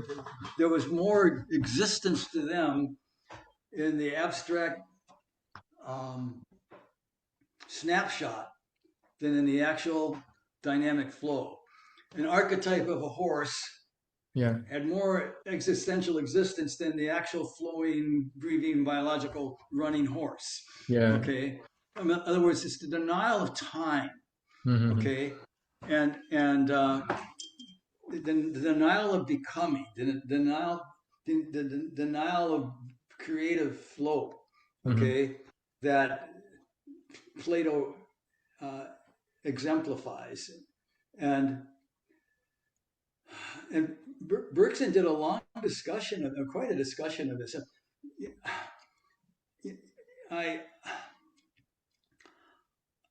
I did about 3 videos just to note on this, by the way, on um, and creative evolution was something I looked at later, um, just so you know. But it's an amazing book, um, and part of the difficulty is that he assumes stuff that he wrote in matter and memory. Like Uh-huh. he'll just say like, "Oh, I showed elsewhere that I'm just going to paraphrase that perception is all holographic." I show this whole concept elsewhere, and it goes on, like, and you don't realize how integral that is. His solution to the problem of mind is in creative evolution. But I'm going back. I did 3 on. They're titled. I think there's number they're in the 40s in my YouTube Mm-hmm. deal, my scheme of like 46, 47, and 49, something like. One is called Kant and the Wasp, okay, Mm-hmm. and one's about intuition and the Wasp, Kant and the Wasp, and something like that. I forget. Okay. maybe entropy in time. And the what Bergson did is really trace this conception of the timeless in the Greeks with Platonism uh, to its evolution, its change, its transformation with Descartes, and where they started treating Descartes, Galileo, Newton, obviously, where they started treating time more explicitly. Where you have Galileo now looking at the little ball going down the ramp Yeah. and saying, "Oh, I can describe every instant with my equation. I can show the acceleration of the ball going down the ramp, instant by instant." So now note, all they're doing is still taking the indivisible flow and slicing it into timeless instants. Yeah, yeah. Okay, At this point, it would be and very nice if you could actually give us the intuition of how Whitehead and other interpreters of Zeno's paradoxes, they have this claim that if you take the limit of the sequence, you can have an infinite number of small bits, but when you sum them, you will get a finite right, number. So they claim that that is a solution to Zeno's paradoxes. So I know you have yeah, criticisms of that. So can you give us an intuition of how that solution perhaps does not work as they claim it to be? right, because it's Bergson thought so little of it that he devoted like 100 words to it in a footnote in Creative Evolution, and this Mhm. was Whitehead's solution to Zeno's paradox. Yeah. It's why I kind of take lots of issue with Whitehead, and I have one out there called Whitehead's Fail on Bergson. Okay, I have I've read that. Yeah, I've seen that video. yeah, Yeah. I have Heidegger's Fail, and Sartre's Fail. I didn't Heidegger versus Bergson. Um, but you're still just spatializing that transformation, the motion of the running of Achilles, etc. Mhm. You're spatializing it into a series of instants, static points, and then you're dividing it more, more and more, smaller and smaller divisions. Within Mhm. every one of those spatial divisions, there is no motion, Mhm. right? It's still static. To explain the Yeah. motion, you have to divide that interval further into more points between It's like each of the those arrow points. paradox of Zeno. Is another motion.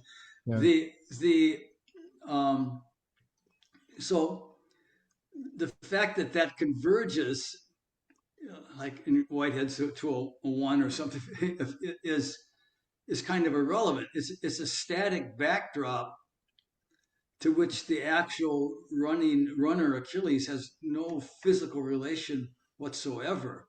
Mhm. Okay, if you, I like to say, if you embody that algorithm in a robot, Mhm. okay, so you have the robot chasing the turtle, okay, and he's having the distance, right? According to his algorithm, he has to have the distance and have the distance and have the distance. How does the robot ever catch the turtle? He's still following his algorithm. He can Mhm. never quite get to the turtle. So you have to take this math. You see, this is the other thing didn't mention. This taking a limit is a mathematical convention Mhm. that arbitrarily solves the infinity, Mhm. right? So to get the robot to take the turtle, you have to do this final step, right? Mhm. You have to take the limit, and Mhm. say, okay, now the robot's got the turtle, but you did that with this mathematical convention, okay? Mhm. Had you not taken the mathematical convention of taking the limit, the robot would still be trying to catch the turtle, Can you we know. say that instead of following the algorithm for what it is, you're actually taking a God's eye view from apart from the process, you're looking at the endpoints, and then you're doing this mathematical trickery Right. to, That's another yeah. way to look at it too. Mm. Yes, that's another way to look at it. It's sort of a God's eye view how we could get it to happen. But yeah, you kind of this. I think this was Bergson's in his 100-word footnote. I actually counted it. That was his. Taking a limit is a mathematical convention to solve a problem of infinity. By your own definition, you've said, here's this infinite algorithm. Oh, we're going to get, how can we get around this? Well, we'll take a limit. Okay. And I guess if you think that's an argument for how you're going to solve that, okay. Yeah. This, by the way, was this is my problem. If you look at the discussion on Whitehead, Whitehead's called a process philosopher. Whitehead accepts Zeno's paradox. Yeah, that's kind of a big contradiction, Yeah. I would say. Yeah. Right. You supposedly Wilden Carr, who's the first book I ever read on Bergson, because obviously you don't read Bergson itself. You never start to read Bergson. When you're first starting, you don't read Bergson. Yeah. No, you read it some. So Wilden Carr was he had wrote a book on Bergson, but he had spent some time discussing with Whitehead on Bergson. But apparently he never got across to Whitehead the significance of Zeno's paradox. Because Zeno's paradox is, that's the essence of the classic metaphysic, which denies any actual indivisible flow of time. Okay, and remember, you kind of noted this before. Whitehead ends up with the idea of epochs, little epochs. And the epochs have some sort of quality of indivisible flow. Okay, but each epoch has to be glued together. Prehension, because when you ask Prehension is the glue Whitehead, word. well, Yeah. how does one epoch flow into the next? Well, it's prehension. Okay, so each epoch grabs the previous one, and so how does prehension work? Well, no one knows. No. Yeah, Charles Hawthorne had no answer to this. I found one of the key expositors of Whitehead admitted that, well, no one knows how this works. I think it was Charles Hawthorne, right? Yeah, and then the essence of the problem then comes out when Whitehead decides to solve or resolve the twin paradox. And he just makes all the same mistakes as everyone still today, and quote, resolving the twin paradox. In fact, even worse. He ends up invoking accelerations as the big difference between, the twin and the rocket versus the twin. And that's another whole discussion. I don't know if you want to get into it. Well, to be fair to Whitehead, I'm not sure if you're familiar with that, but there has been some recent scholarship. For example, I can quote a book called The Quantum of Explanation by Gary Herstein and Randall Auxier. So what these two guys argue is that the Whitehead's notion of the actual location was actually popularized by one of his interpreters, Ford, as a kind of an ontological time unit. So the very notion of epochs as ontological was actually an interpretation imposed by Ford, but actually what Whitehead had in mind was it was more of like a methodological unit, not a kind of an ontological unit. So basically, he was saying that we arrest the temporal flow and then we analyze it in terms of its phases, prehension and the formation of the superjet and all these intermediary phases. But then we return that analysis back to the flow. So it is a limitation of our mind, in which we have to spatialize time, but then Whitehead would be contradicting his own fallacy of misplaced concreteness if he actually thought that his abstraction could be imposed on nature, and he could, I can't square that idea with his very own idea of the fallacy of misplaced concreteness, because he is the one who tells us that at the end, all abstractions have to refer to experience. Then why would he impose an abstraction of his own construction back onto experience? Right. Yeah, I'd have to look at that. I mean, I sense instantly all the problems, but just take it back to. I sort of noted this in the Whitehead discussion, Whitehead's fail, that I saw someone trying to apply Whitehead to perception, and say, well, right off the bat, you run up against Gibson. Okay, Hmm. how I stir my coffee for 10 seconds. Um, how would you divide that into an set of epochs?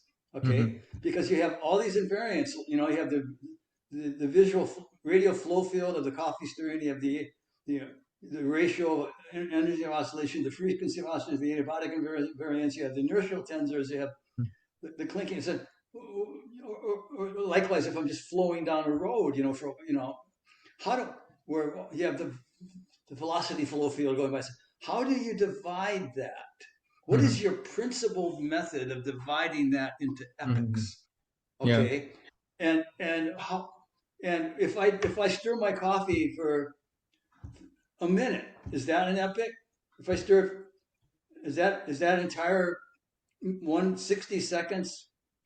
Mm. You know, or 60,000 microseconds? Okay, whatever. Yeah, Is that there an is no epoch? if you You take them know, as temporal atoms, then there is no criterion of differentiation which separates one epoch from the other.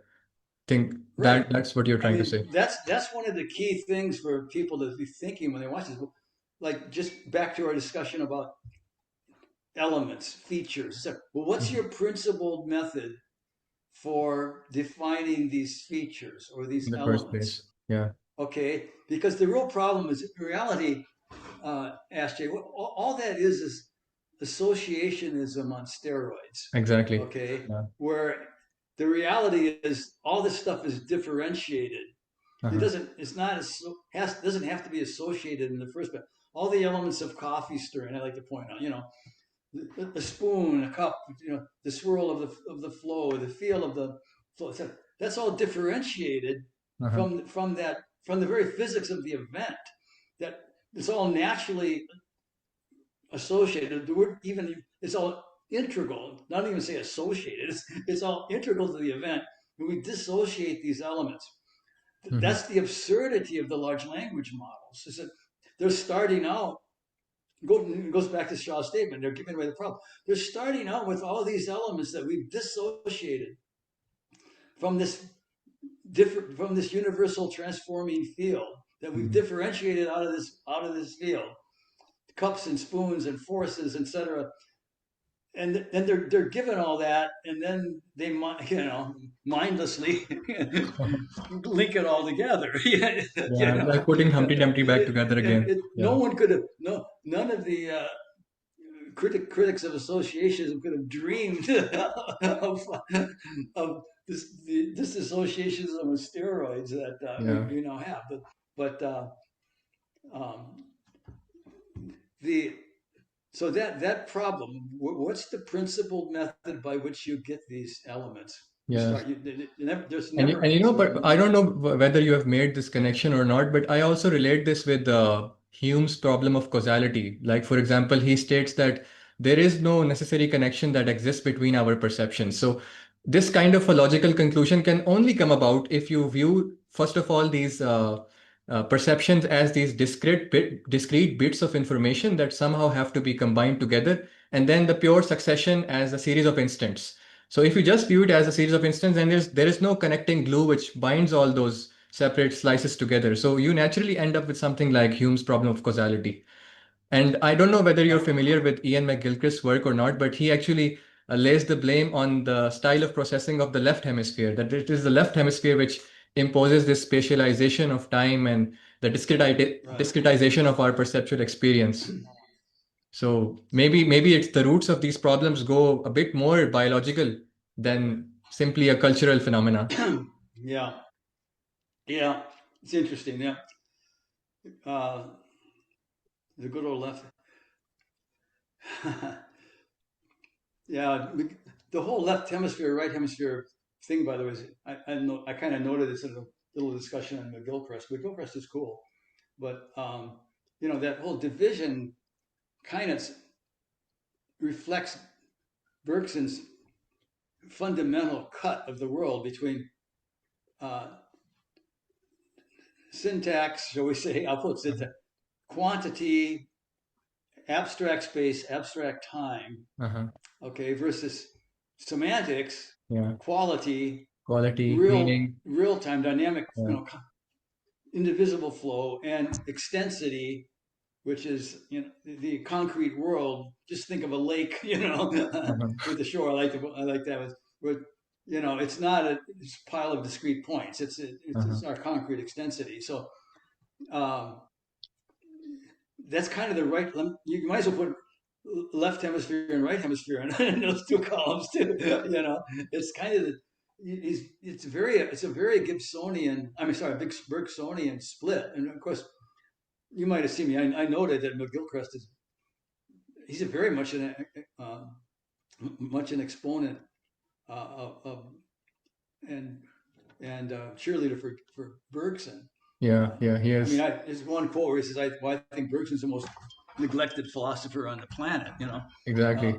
Unfortunately, he's aware of yours truly, Hmm. uh, but he's chosen for reasons I don't understand. A lot of people chose for reasons I don't understand. They're not.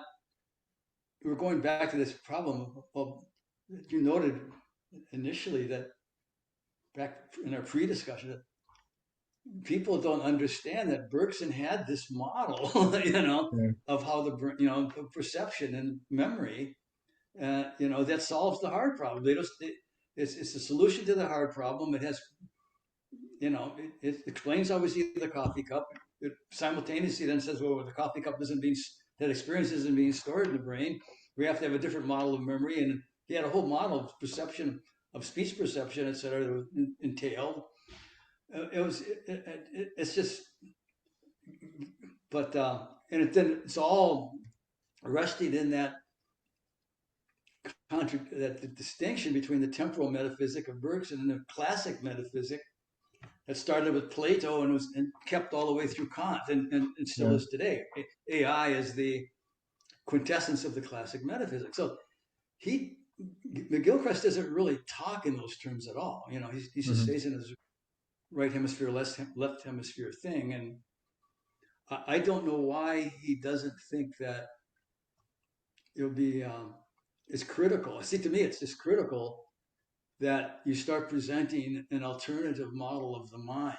He doesn't really present a concrete alternative model, Yeah, right? he has some kind of intuitions about, for example, Aldous Huxley's filter model of the mind, which has some resonance with the model of Bergson. But I think he does not have any concrete proposal. It's just that he has a space of hypotheses in which he somehow claims that the filter model is somehow more, conjoined with the evidence. Yeah, Let's just say. yeah. Bergson would love him because he's the quintessence of tying philosophy to the fact, Yeah, you know, of looking at real things and the research and the experimental world, but and the observational world of clinical problems, etc. But yeah, I just don't know why he doesn't want to he doesn't want to take it to the here's this alternative model that we really should be looking at that really embodies everything he's talking about, but yeah, he just doesn't want to go there. Uh, yeah. Perhaps if we Maybe that's could, understandable. if Maybe someone he's can got give. enough. Maybe he thinks he has Yeah. enough to sell. So I don't know. It's very possible. But Yeah. but we're gonna have to move. We have to move beyond that at some point. We Hmm. have to move beyond that because you again you can see the whole phenomenon with look at ASJ. This whole phenomenon with the introduction of these large language models and the whole corporate world saying, "Oh, my God, we have to remove all our programmers and replace everything with AI coders and AI call center people and Hmm. AI this and AI that, and and and we're going to have AGI around the corner." And he said, "Well, why? Because why? How could there possibly be such a blind acceptance of all that?" And the reason, in my humble opinion, Hmm. because there isn't a concrete alternative model. You Hmm. know, Gibson isn't understood because he needs to be placed in Bergson, and Bergson and Gibson work Yeah. together, and Mm. together they provide a beginnings of an alternative model that make the very concept that you're going to produce AGI out of these large language models to be ridiculous, you Exactly. know. Exactly. But uh, that's the price we pay, you Yeah. know, for just stringing along with these, you know, kind of, well, McGilchrist I would call, you know, an alternative set of facts will say that have to be looked at, which is cool. Or you'll have critiques, you know, Mhm. but critiques, you know, the problem with critiques they're fine, except no one pays attention to them until there's an alternative model. So, Yeah. um, And it's interesting that you said that, you know, all of these different thinkers like Piaget, like Gibson, like Bergson have to be embedded inside each other to be able to understood in their totality. But I would say that right, even someone like Gibson is not completely understood. Like, for example, you have people like Anil Seth and Donald Hoffman who say that reality is like a constructed or controlled hallucination. Those are Anil Seth's terms. But if you look at Gibson properly, what he's saying is that the environment already contains a very rich texture of invariants and which actually constrain the hypothesis space of what you could actually generate by that. So it's right, not just active inference going on. It's not a hypothesis generating the perception. It's just that the environment already has these globally invariant structures. Like, for example, you mentioned the when you move the cup across the surface, then it occludes a certain number of layers, and those mathematical invariants are actually a global holistic phenomena that you encounter. So the yeah, inverse optics problem is not that much of a problem if you consider the whole holistic perspective. right.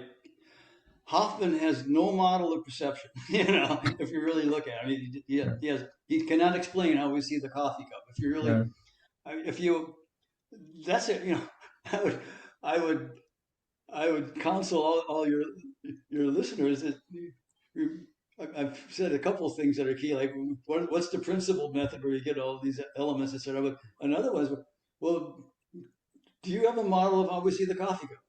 You yeah, know, if you don't, you know, you're a non-starter already. You know, you really are. And so he does not have these. You, I think I've done a couple of things on videos on Hoffman, but you know, he's very actually that whole notion of an icon that he has, and there's aspect I don't remember it all now, but I know that it was very close, frustratingly close to Bergson, and then he veers away, you know, yeah, because an icon, this cup, you know, you can see it is it'd be an icon in his framework, okay, because it's an aspect of the holographic field, yeah, you know, that it doesn't look like that at a totally minute scale of time. It doesn't look like this coffee cup when it's a cloud of electrons, an ensemble. It doesn't, you know, it. So it's a. Remember, he relates it all to Hoffman does to environmental, you know, action, to how we can act on the environment. So it's all just an illusion on how we can act. Kind of from I might be slightly misstating, but I think you get the idea of what he said. This is an icon, it's related to our action. But that's precisely what Bergson's saying. Yeah, mhm, this is an icon in the sense it's an aspect of the field specified as an image related to our action, it's virtual action at a scale of time. You won't find scale of time in Hoffman either. That's not a concept. But Not in the you think whole. that the way that Hoffman is using these terms might be creating a sort of semantic confusion. Like, for example, I think he would agree with the idea that, you know, what we actually perceive is like the world oriented around our action possibilities or affordances. Like the brain selects the virtual action from the real action. But then he actually says that what this means is that we don't see the objective world. Like he says that he has run some mathematical calculations where the probability of seeing all the events in their objective totality is close to zero. So, Right. where do you think the semantic difference lies between direct perception and Well, indirect perception? I don't know if I call it semantic difficulties, but you know, you're right. But it's just plain pure lack of understanding on his part. He goes, okay, go back to the icon. Uh-huh. Okay, yeah, the coffee cup as an image is not the coffee cup as Kant would say in itself. Okay, it's not the coffee cup reflecting all the influences from the entire universe, from the holographic field. Okay, Yeah. it's an aspect of that. Okay, if you see what I'm saying, the coffee cup that, or every element, every atom in the coffee cup is reflecting influences from all the other atoms, influencing all the rest of the universe, etc. Mm-hmm. That's not what we're seeing. We're seeing an image of the coffee cup Mm-hmm. via the reconstructive wave of the brain passing through the holographic field. But it is the real coffee cup. It's Yeah. just not the thing in itself. So that's where you get to your semantic problem idea. Yeah, Mm-hmm. you're right. It is. Yeah, you could say, yeah, it's not the real coffee cup, but it is. It's right here. But it is the coffee cup. Yeah. It's out here in the, Yeah. It's it's not like it's there is this specified out internal here. It's screen. just not Yeah. the totality of the coffee cup. Uh-huh. Okay, Yeah. so so Hoffman's move after saying that is that's where he just goes wrong. Like, Yeah. well, because it's not the real coffee cup. Well, we have to have this. Um, I don't know. I think almost he has a divine being generating everything. He's almost Castrupian, Yeah. at that point. He's actually he's an idealist. He's not far. It'd be interesting to say how far is Castrup from From Donald Hoffman. Hoffman. Yeah. I don't think they're that far apart in reality in a certain way. But that's an okay. You're getting me into trouble now. So Well, not that I let's talk about someone less controversial, let us say. I think John Searle was also trying to construct a theory of direct perception, but I think he also veers off Bergson right at the very end because he. well I read Searle's book on direct perception, and he turns out to be he's basically an indirect perception theorist. He's just doing triple somersaults to try to convince you that he's got a direct perception theory. And notice Hmm. he never mentions Bergson. He never mentions Gibson. Hmm. Okay, the two greatest theorists on direct perception. He has this list of philosophers that he thinks were the theorist on direct perception, and you know I forget the list, but it was Kant and Hegel. So Yeah. Bergson never mentioned, Gibson never Yeah, mentioned. he Like, never how makes do the you list. not Yeah. mention Gibson? You Hmm. know, not even mention him. You know, but if you look at the book, you'll see it's just that the image is in the head in some perceptual space somewhere, but we think of what he's but with enough triple somersaults, we'll realize it's actually out here somewhere. But Yeah. yeah, Yeah. there's there's there's it's not a good theory of direct perception. Let's put it that way. Hmm. But again, we're going back to it would be like it'd be good if people understood that Bergson had a theory and it's highly integrable with Gibson. Yeah. That would be nice, but I think in the, I, in this whole interview, I we haven't mentioned Heidegger yet, and I have this whole series on Heidegger. So I would just yeah, like to have your thoughts yeah, I know on. that was, Yeah. and I forgot to go, I wanted to, and I forgot to look at what you were saying about Heidegger, so my Right. fault. But So like perhaps I can just make a short comment on that. Is for example, Heidegger has this non-dual kind of approach where first of all he rejects the separation of the subject and the object. So that's somehow Zen-like if we use your language. But then he also has a kind of similar proposal in which the objects, if we can call them object for the sake of clarity in this example, even though they are not the subject and object distinction, they are simultaneously revealing of certain aspects and then their other aspects just withdraw into occlusion. So what we see is like the affordances and the action possibilities that emerge from the experience, and then the all the other aspects which are irrelevant to our actions, they withdraw in the background. And then through various aspectual approaches, you can actually get to know what the object is like in its totality, but all of its aspects never manifest themselves to you in their totality. But I think what I would predict someone like you would say that he still does not have an image theory of the image of the external world. He is just describing this from his phenomenological perspective. right, right. Yeah. That's one thing I would say for sure. You got that now. Ask the question. Does he tell you how we see the coffee cup? Yeah. And uh, that's true. He doesn't. And boy. interesting case because besides not the coffee cup, you know, I am not sure that his theory of time is. I'd have to really go back into that because what I discovered is he apparently never read. He kind of read Bergson, maybe Time and Free Will, but he never read Matter and Memory.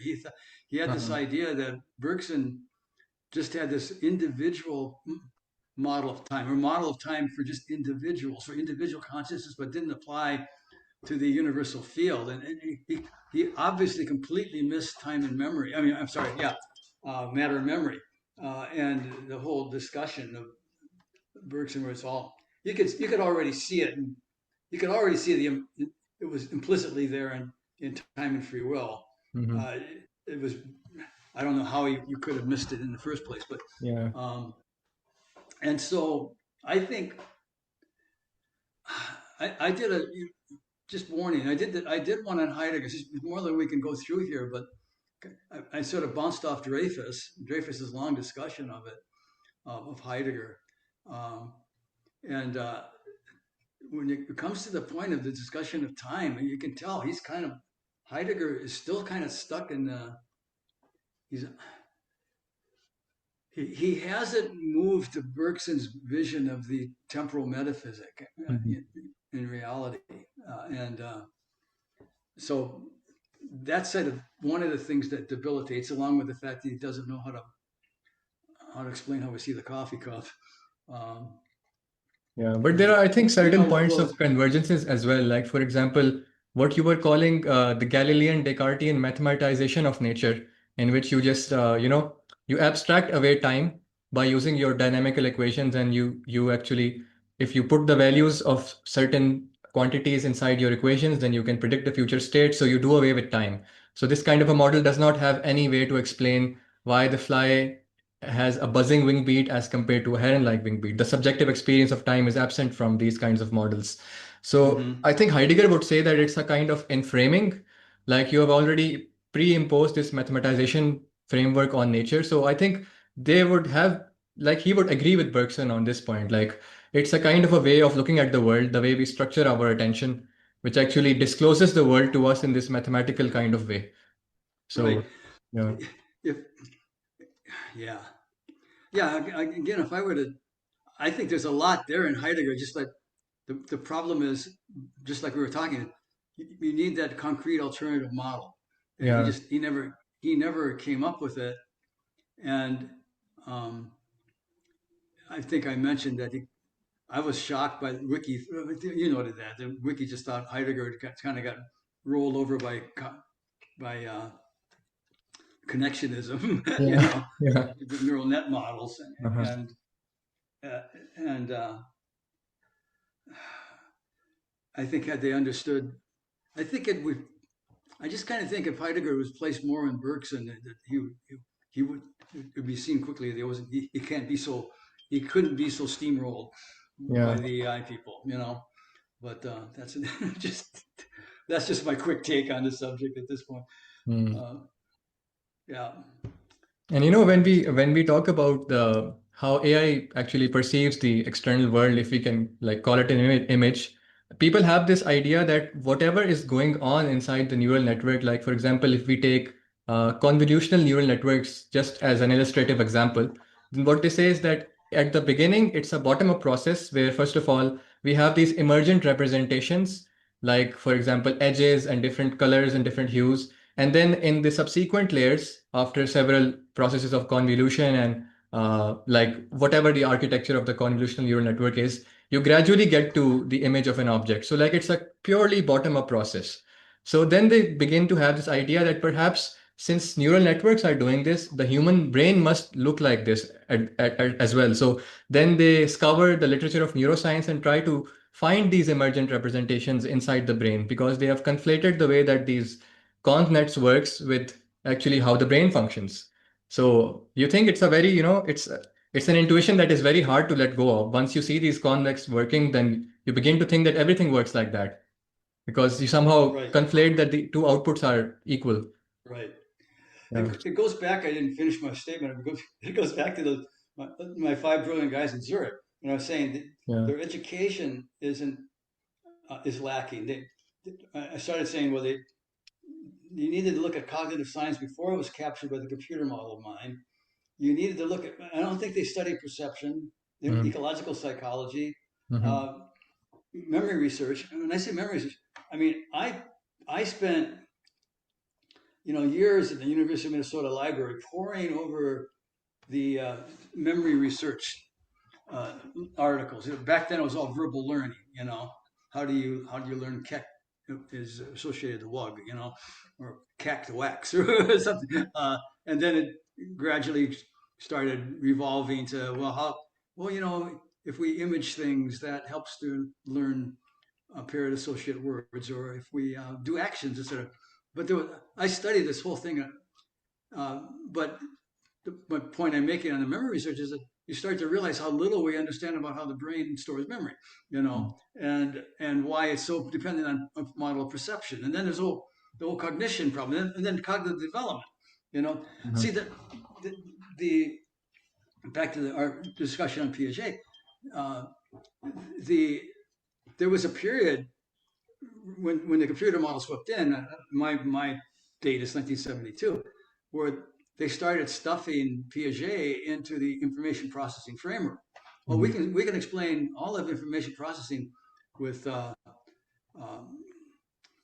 I'm sorry, all Piaget, well, I'll say information processing, but they started to do some neural net modeling, like connections modeling, like the balance scale task. The child learns how to balance Mm-hmm. like a teeter totter with different weights, and then we can do that with the connections net, and of course, um, so if you look actually at Chollet, Mm-hmm. he thinks that the information processing framework, his framework that he works in, has captured Piaget, and he can Mm-hmm. just take what he calls priors Mm-hmm. from that are described by Piaget, like the concept of object or the concept of number. Mm-hmm. Okay, I mean this is an interesting discussion in some of my things about Chollet on this subject, because um, the reality is, if you really deeply studied Piaget, I mean, I poured over Piaget's works. Okay, Mm-hmm. there's like 14 or 15. The child's conception of time, the child's conception of space, the child's conception of movement and speed, the child's conception of reality. But if they weren't easy to grasp, easy to understand. But the more you looked at them, back in my time, because remember, um, I'm in the middle when I'm in graduate school of the whole influx of computer model of mind. I'm sitting here reading Bergson on one side, and I'm actually doing. I mean, a guy took me under his wing named Rod Ross. He taught me how to do Fortran programming, and Mm-hmm. then we started working on creating a compiler. I mean, in Fortran. I mean, Okay. we took it, we trans we we transformed Fortran into a recursive language that could do recursion. We added a whole bunch of assembler routines, Uh-huh. um, um, things to it, so we could do recursion, and then we could do it. He was going to do a syntax-directed processor or compiler with Fortran, because he thought it'd be highly portable. And so anyway, I'm doing all this stuff, and I'm seeing how I'm looking at the Chomsky stuff on language and all the syntax stuff. Meanwhile, I'm looking at Bergson. So I'm in the middle of this whole thing, and while reading Piaget, and you're trying to say, you're looking, how is these computers, and I'm also taking AI courses at this point, because they're already starting about 1974, 75, and how are they going to do this?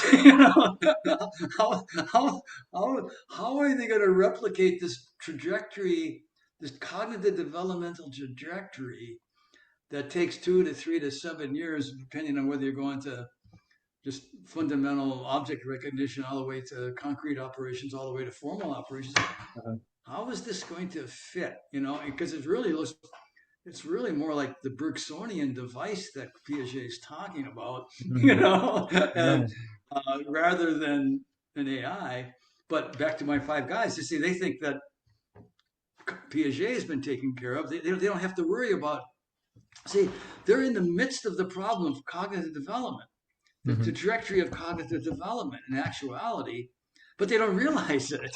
In fact, they're when I say they're in the midst, they're at the end point of this. They're at where children have developed through say age 7 and age 5 or 7, and they're thinking they can just ignore this whole dynamic trajectory of cognitive development that where we learn to perceive and learn transformations and learn get explicit memory ability and can visualize Penrose cubes and all this kind of stuff. They just, oh no, we're just starting here. We don't have to know any of this literature at all. We just apply our pure brain power to how is it that we can apply our AI models. This is exactly what you're saying to these puzzles, and we'll have AGI. It's like, well, did you study Gibson? Do you understand what's just behind perceiving what coffee stirring is? Have you captured these invariance laws? Do you understand? It's not there in their consciousness, SJ, as I think you intuit. So but don't you think that even if they had studied Gibson, even if they had studied Gibson or Piaget and knew about all of these developmental stages, still, there's a very interesting point that you highlighted in your book. It's that it's not just the information flows which can be modeled abstractly in a neural network. It's actually the concrete dynamics of the system as well. So you cannot make the system as substrate independent as you would like it to be. Even if you knew about these developmental stages, the best they can do is have a kind of a mockery of it or a simulation of it. But perhaps to get such a system to work, you would have to have the kind of concrete dynamics which are actually our embodied experience gives us. So perhaps it's not as something that can be implemented on a Turing machine at all. So they are in like way deeper waters than they realize. Right. There's two things there. One is, they were touching on the question that, like Searle and Block say, well, Searle will say, well, we need the biology, and Block will say, yeah, we probably need the biology, but we don't know why we need the biology. In other words, why can't we just do everything with neural networks and machines? And as you saw, my one attempt, my critical attempt is, well, how are you going to deal with scales of time with your machine? When it's the biology, it's the biochemistry that's running the scales of time. And everything you would do to replicate that would be an absolute kludge, an ad hoc move, but I just, I did the last video I did, which probably didn't get a lot of views on it. Sometimes I don't even dare look anymore. But it was titled "Why Cogs," it was like it kind of like the wreck of education and why CogSci and AI has failed us. And you've probably seen some of these discussions, at least in the U.S., where they're like, the reading scores are going down, the proficiency in mathematics is going down, the proficiency, and there's explanations now, exclamations by professors saying, well, we can't even give children in college books to, coming in books to read because they don't know how to read books anymore. Reading a book is too long, they can't. We have to give short little excerpts, and so I sort of discuss some of the, there's a lot of aspects of why it's happening, including some social breakdown, etc. But one exemplar is we were talking about handwriting, where the handwriting is being de-emphasized. Like, we don't need to learn handwriting anymore. And of course, there's been studies recently that, well, handwriting is very important. It lights up all kinds of different areas in the brain, etc. But I noted a discussion with at the University of Minnesota, 1973 or 4, with Michael Turvey, who was one of the key theorists in the Gibson world. He's dead now. Shaw brought him there, and it was a like seminar discussion. But he was talking about how we see the letter A. How do we recognize the letter A? And he said, well, because we have A's and A's and A's and A's on a slant and A's upside down, and it's, well, the reason, and this was a problem in computer science way back then, because how do you recognize the letter A on a check? or the number 5. And they've solved that by pure brute force again. But Turvey's argument back then was because we know how to make a letter A. Yeah. We can make it. We can make it with our teeth. We can make it with our toes. We can make it hanging upside down from a branch. We understand the abstract bodily Invariant. movements necessary to make an A. Yeah. And then of course the implication there is when we see an A, we see it embedded in the virtual action of making A's. Yeah. So we recognize that, well, we could make that's an A because we could make that action, okay, to create the A or the B or the C or the D, and they noted that the people that are no longer doing much writing, they can't even there's people that can't distinguish a B from a D. B because it requires that kind of embodied because they've understanding never of it. done the physical action. They don't Physical action. They don't make the B the D, etc. The same thing went for phonics. Okay, imagine where phonics was just dropped in the U.S. schools and in favor of whole word language, where basically you're just associating shapes of a word. Like the word then looks like a ship, so maybe it could be, like a funny looking ship. So, or you just associate, if you see cat, you see a cat, there's a cat. But, it's pure associationism again. It's just phonic whole word method of just rank associationism. Again, the whole phonics thing with breaking down the words and the sounds is all related to the motor theory of speech perception, where we're perceiving words even in the acoustic stream. We're breaking out the sounds and the vowels, etc., basis on what Bergson noted way back was the motor diagram, how we produced the speech, which ultimately became Lieberman's theory of speech perception in 1960s, etc. Okay, again, an aspect of Bergson no one recognizes what was going on there. So, in other words, we're back to the embodiment problem. This is all, cognitive sciences. See, with their abstract machine computational method, the whole aspect of this, where our perceptions, our recognitions, our fundamental aspects of our embodiment of doing physical action, they can't deal with it. Right? The framework isn't there to actually deal with it. So if you ask, well, how did phonics ever get ditched? And by the way, people are bringing back phonics now. There's a famous case like the state of Mississippi where they were like bottom of the totem pole in performance, and they reintroduced phonics, and they're now like at the top of the totem pole. So how did it get ditched? Well, because the conceptual framework of the nature of mind and brain isn't there. Yeah. To say, oh, that's ridiculous to ditch that. You don't want to ditch handwriting. You don't want to ditch phonics, because that's how we work. Because there's a price to pay for a bad theory of mind. And education has very real, practical, real world consequences. Like you can say that perhaps you also mentioned this in your book that they have actually turned this into a very easy problem of statistical segmentation. Like all of these GPTs that you have, these conv nets, these deep neural networks, what they're effectively doing is they're trying to do unsupervised learning of like separating these statistical clusters from each other. And then they believe that if you just train it on enough examples, then it's going to be indistinguishable from the way that we recognize these letters. We recognize the A and the D and all these different things. But I think they had an early indication of perhaps this is not how we perceive. Like, do you remember that case where there was a series of papers on adversarial examples? Like there is an image of a panda, and like a human has no problem recognizing that as the panda. But then you move some imperceptible pixels around in such a way that the human would still not be able to say that this is something different.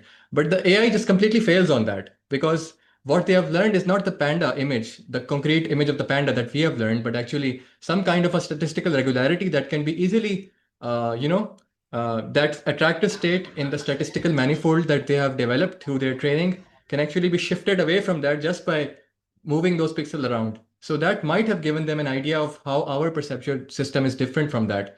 That, and also the other case of you need so many different examples and training data to train these perceptual engines. Like, for example, in your book, you also mentioned that like if you actually make a human watch the complete movie of all those frames which are being used to train the AI, it would take like hundreds of years. But a child has no problem distinguishing a panda from a bear or a cat from a dog. Does not require as much training examples. Right. Well, you're back to you're still on the question of what's going to make them change, but I don't, I don't know. We're just again, I'm back to at some point. Now, I understand that the framework I've laid out needs, holographic, a resonance model with it's actually a reconstructive wave and et cetera. You know, it takes a whole lot of fleshing out. I mean, I understand, but it is a framework, it is a model, and I think I go back to my question or my perception here that until there's people start working on an alternative model and saying this is the way it's really working, Yeah. we're going to be kind of stuck in this. We'll be stuck in this basic machine metaphor and this Mm, spatial metaphysics for so. exactly. Yeah, the real question is when will people take up maybe somebody better than me can come along. I'm sure, and um, but they have to paint. I think the general framework that Bergson and Gibson have laid out is the framework. So maybe people could come along and start fleshing. My problem with the Gibsonian guys, like I noted, I told you I wrote that article for ecological psychology, which Mhm. my advisor Shaw actually, as far as I understand, started the Journal of Ecological Psychology. Okay, uh, so I wrote this article for them, you know, just a few years ago. So like 50 years after my deep association with them, I had occasional associations, but they don't want to. I'm basically describing why you need to put Gibson within Bergson, Mhm. and why Gibson is assuming Bergson's temporal metaphysics. See, Mhm. Gibson didn't believe experience story. He mocked that. The idea that he said he just mocked the idea that experience is stored in the brain. He said, well, that's just an old concept, like Yeah. storing books in a library or a museum or something like that. So, but he asked where did that come from, and come from with such certainty. And I kind of think he was thinking of Bergson yet. But again, Gibson saw that you've got all this dynamic invariance over an indivisible flow. How the hell are you going to store this?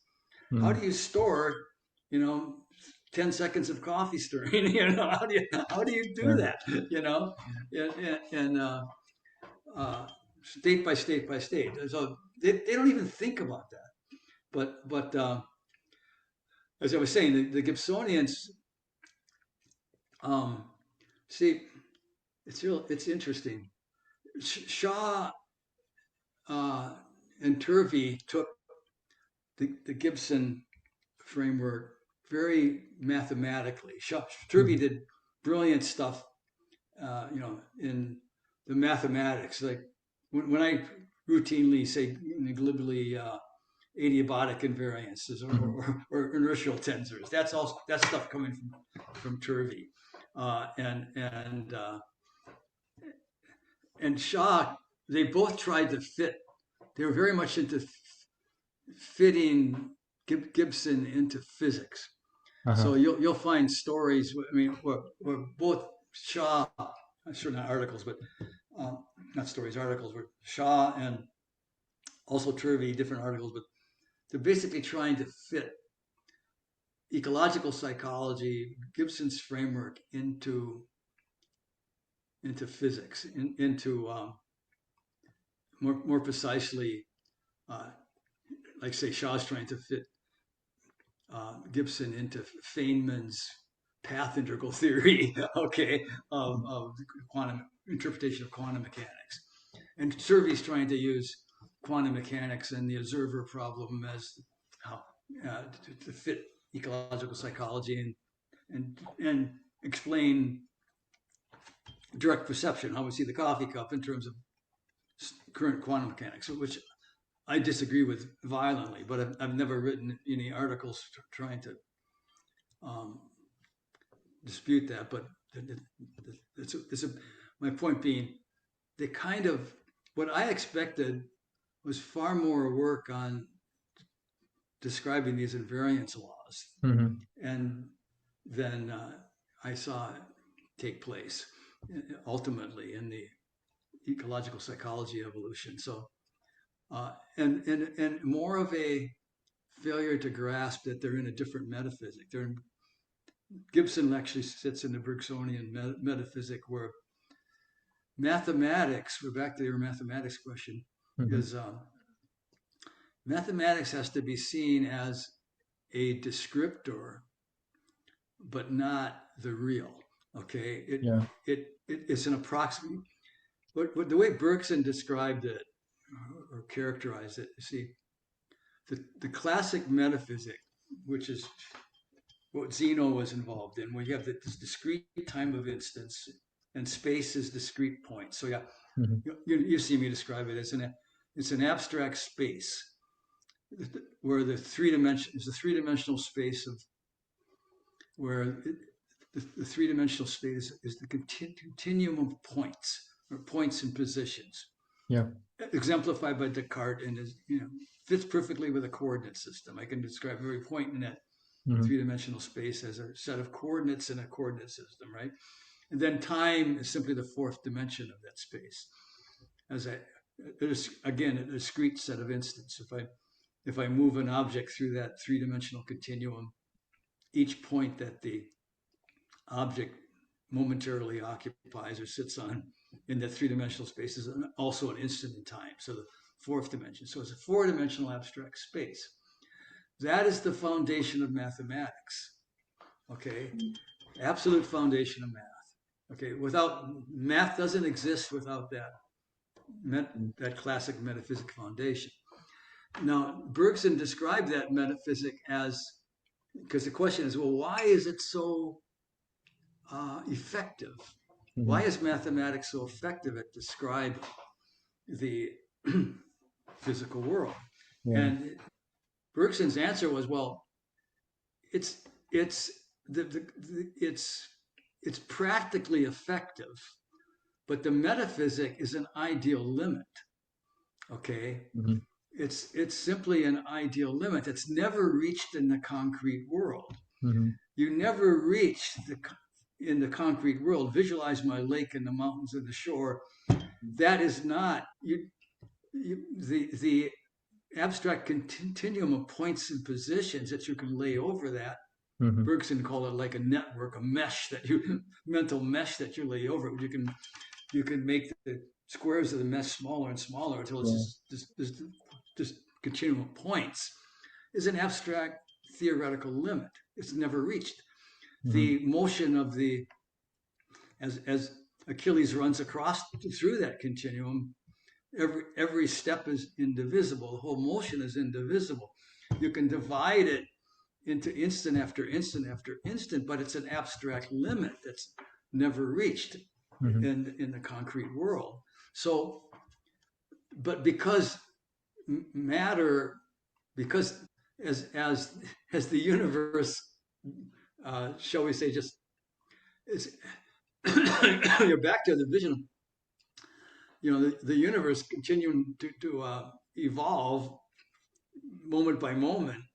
That it's a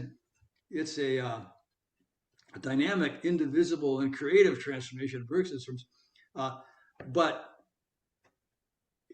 it tends toward in the material world this limit, and that's where math gets its effectiveness.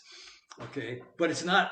You're kind of back to the Hoffman thing, but it's not really, But that motion of Achilles through the continuum, which we're describing as a convergence point, with a mathematical series, is that's why it doesn't really work, because it's just an ideal limit. Mm. It's not the concrete reality. So would you This side is with those mathematicians who actually say that the existence of this process of indefinite division of the real line, the actual infinity, is a mathematical abstraction, but we go a step too far when we assume that it also happens like that in concrete reality. Like actual yes, infinity is an abstract concept, not right. a concrete Yes, thing. yes. And so even when you're taking all these invariance laws I'm describing, like the adiabatic invariance and inertial tensor when you're stirring the coffee, okay, I love that because it's descriptive and it gives an idea of how complex this simple experience is. But you'd be saying, yeah, but in reality, you can't reduce it to that. You can't, it describes it, but it describes my stirring, but it's not really reducible to this abstract 4D continuum with the mathematics that I can apply over that. Hmm. Okay.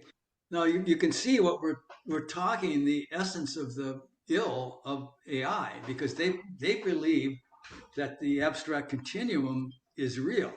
So Hmm. they okay, they literally think that because remember all of their computations for these for their networks, their matrix algebra and the derivatives they're taking, et cetera, is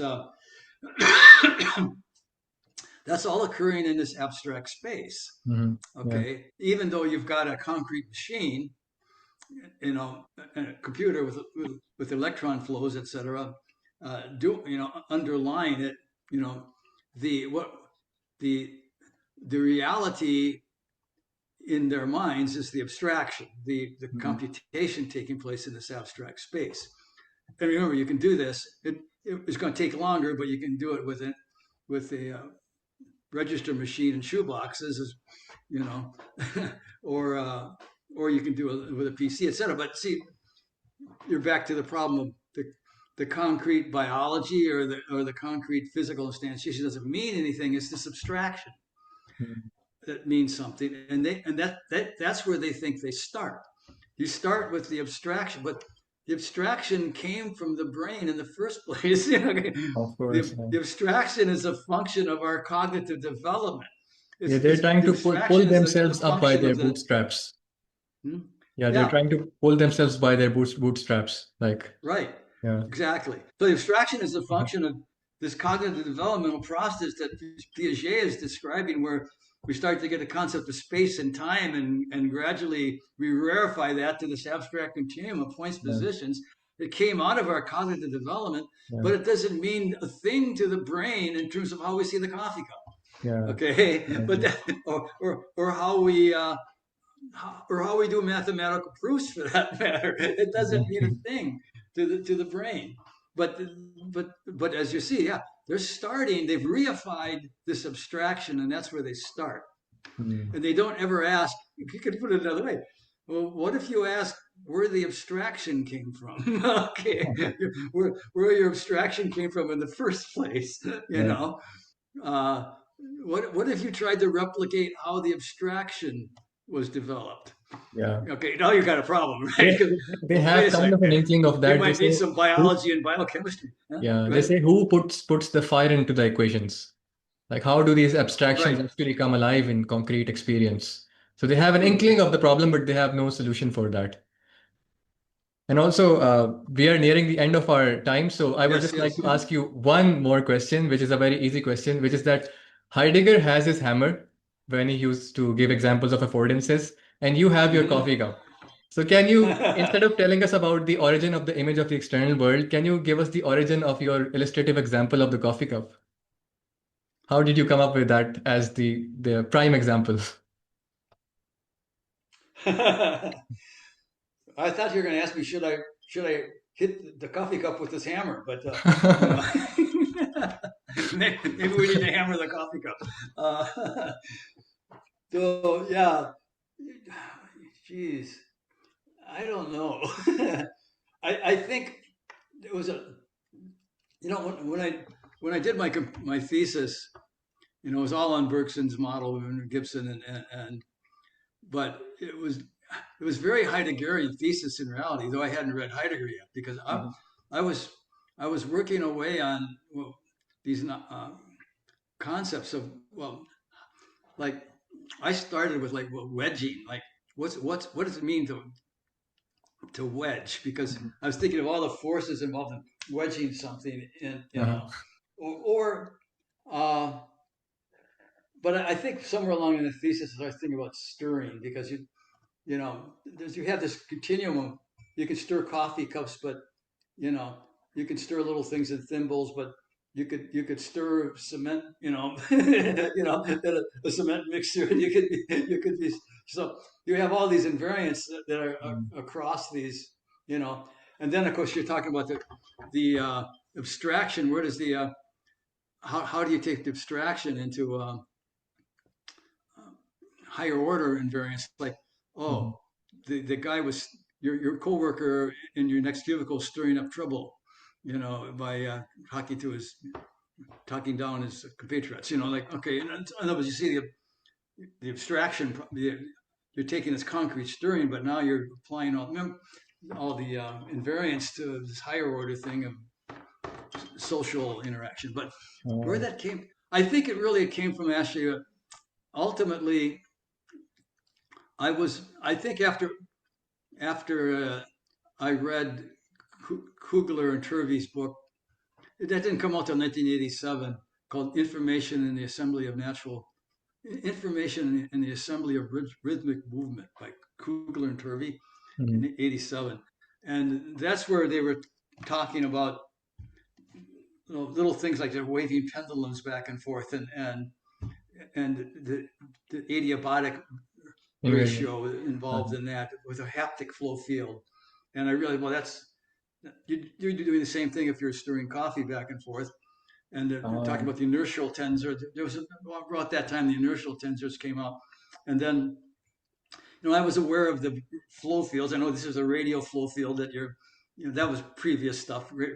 And the idea is you're moving the coffee back and forth across the texture gradient, and the size constancy is specified by the fact that the height is always uh, some ratio constant to the number of texture gradients occluded, et cetera. So it wasn't until about that time, the 80s, 90s, maybe, that I started to say, well, I could, how would, see, this isn't something the Gibsonians miss, but see, I initially, back in my thesis days, I call it all an affordance structure.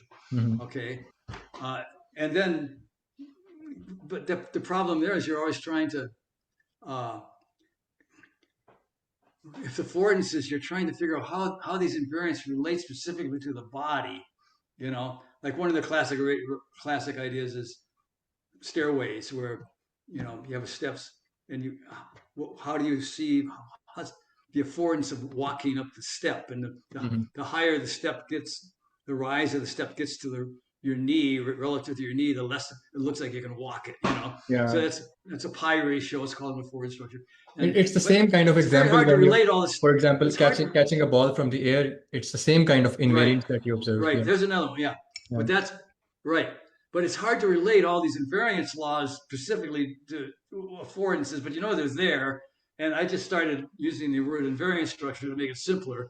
Okay, because Yeah. hey, there's all these invariants here. And I wanted to show that any one event is just this nexus of all this massive Yeah, invariance these laws. Okay. interlocking and codependent sets of constraints that cannot be viewed in isolation from each other, right? Perhaps Right. the coffee cup is a prime exemplification of that. And you know what I noticed about your explanation? It's that it exemplifies your own philosophy. For example, this entire process where you reconstructed how you came up with this example is like a series of analogical remindings and like continuous transformations across the temporal field. So perhaps this Yeah. very example of how you actually came up with it exemplifies your philosophy and Bergson. Yeah, you're right. I would consider myself a good analogy looker, recipient or something like that. Mm. That's uh, yeah. I would make no claim to being a great mathematician, but I can see, because I'm not. But that I can do. I can see it. I see these analogies. So that's what I wanted to do. Is say, oh, look at, because that's not emphasized enough in the Gibsonian literature. The, these events are massive piles of invariance laws, Yeah. and then, as you saw, it relates to the memory operation with integration, because I experience coffee stirring, and it pushes the brain in the same resonance structure, and that creates a big sympathetic resonance to all the other coffee stirrings, Yeah, that I've done, yeah, and I've argued that you can parametrically vary the values of these invariants and affect the memory retrieval, how yeah. well So not the well you more retrieve. specific the invariants are, the more exact will be the the analogical reminding. The more vague and general it is, the more difficult it will be to come up with these memory recall examples. Yeah, it's sad because there's a ton of it. See, just the one, they invited me to the Gibsonian guys in about 2008 to Perception Action Conference, and I gave a talk to them, and I tried to sell them on the idea that, look, you guys can take over the whole theory of memory, because with this little model, here's take my coffee stirring, but all kinds of other events. If you know the invariance laws, and you know the parameters, you can show that it's these invariance laws, this invariance structure of the event, that determines how well the event is remembered or not, or Yeah. recognized as familiar or not. One example, Shaw really did one already with, showing the dynamic change growth of a head, Mhm. where the profile, where you put a matrix over it, a grid, and you stretch the grid with a stress transformation or strain transformation, Mhm. and then that has a value k, of Uh, amount of strain, and that transformation of the strain on that grid will grow ahead, like from ah, child to adult, and then what he did is took pairs of, you know, and said which one's older and which one of the pair is older, and people could recognize basically, an idea based on the strain transformation, wow. um, the value thereof, who was old. But you could see, you could do familiarity tests with that. If that head was one of the um, example stimuli that you were given. Let's say we're given 50 things to here's a thing, here's a head, here's a truck, here's a toy truck, here's a, all 50 things to remember, to see. And then now they test you. Did you see this? Did you see this? Did you see this? Well, if you show a head that's on where the strain transformation now has been changed radically, you're very likely to say, no, I didn't see that. Okay, so um, there's just tons of experiments one could do along these lines of parametrically varying the The invariance laws, invariances. Hmm. and show that the memory is affected, which will show, by the way, that your model of memory better incorporate invariance laws, or you don't have one. Yeah. Okay, Otherwise, you will still which be would stuck in the associationist kind of paradigm of memory. exactly, Yeah. and it would show why the AI guys are so far from having any actual theory of memory. Yeah. Okay, but I couldn't convince them to Hmm. go down this path. They never took it. So it was interesting. So that's where we are today. Well, But Dr. Robbins, I think only about a minute or so is left before this video ends. So I would like to thank you for your time. And you know what I will do? Whatever examples that you have been giving in this video, I will put up the images or animations or captions or whatever, so that people can actually visualize what we've been talking about. Because both me and you are familiar with them, but the people might not be. And also, I'll give them a link to your channel. I'll put some of your videos that you discussed in the description. So I hope to see more people coming your way, and I hope you enjoyed this interview. I did. It was great. It was great fun, Ashley. Really, Great. really, really appreciate it. It was real fun. Thank you. So, Thank you. right. Okay. Okay. See you Okay. later. See you later. Okay. Bye Bye bye. bye. Thank you.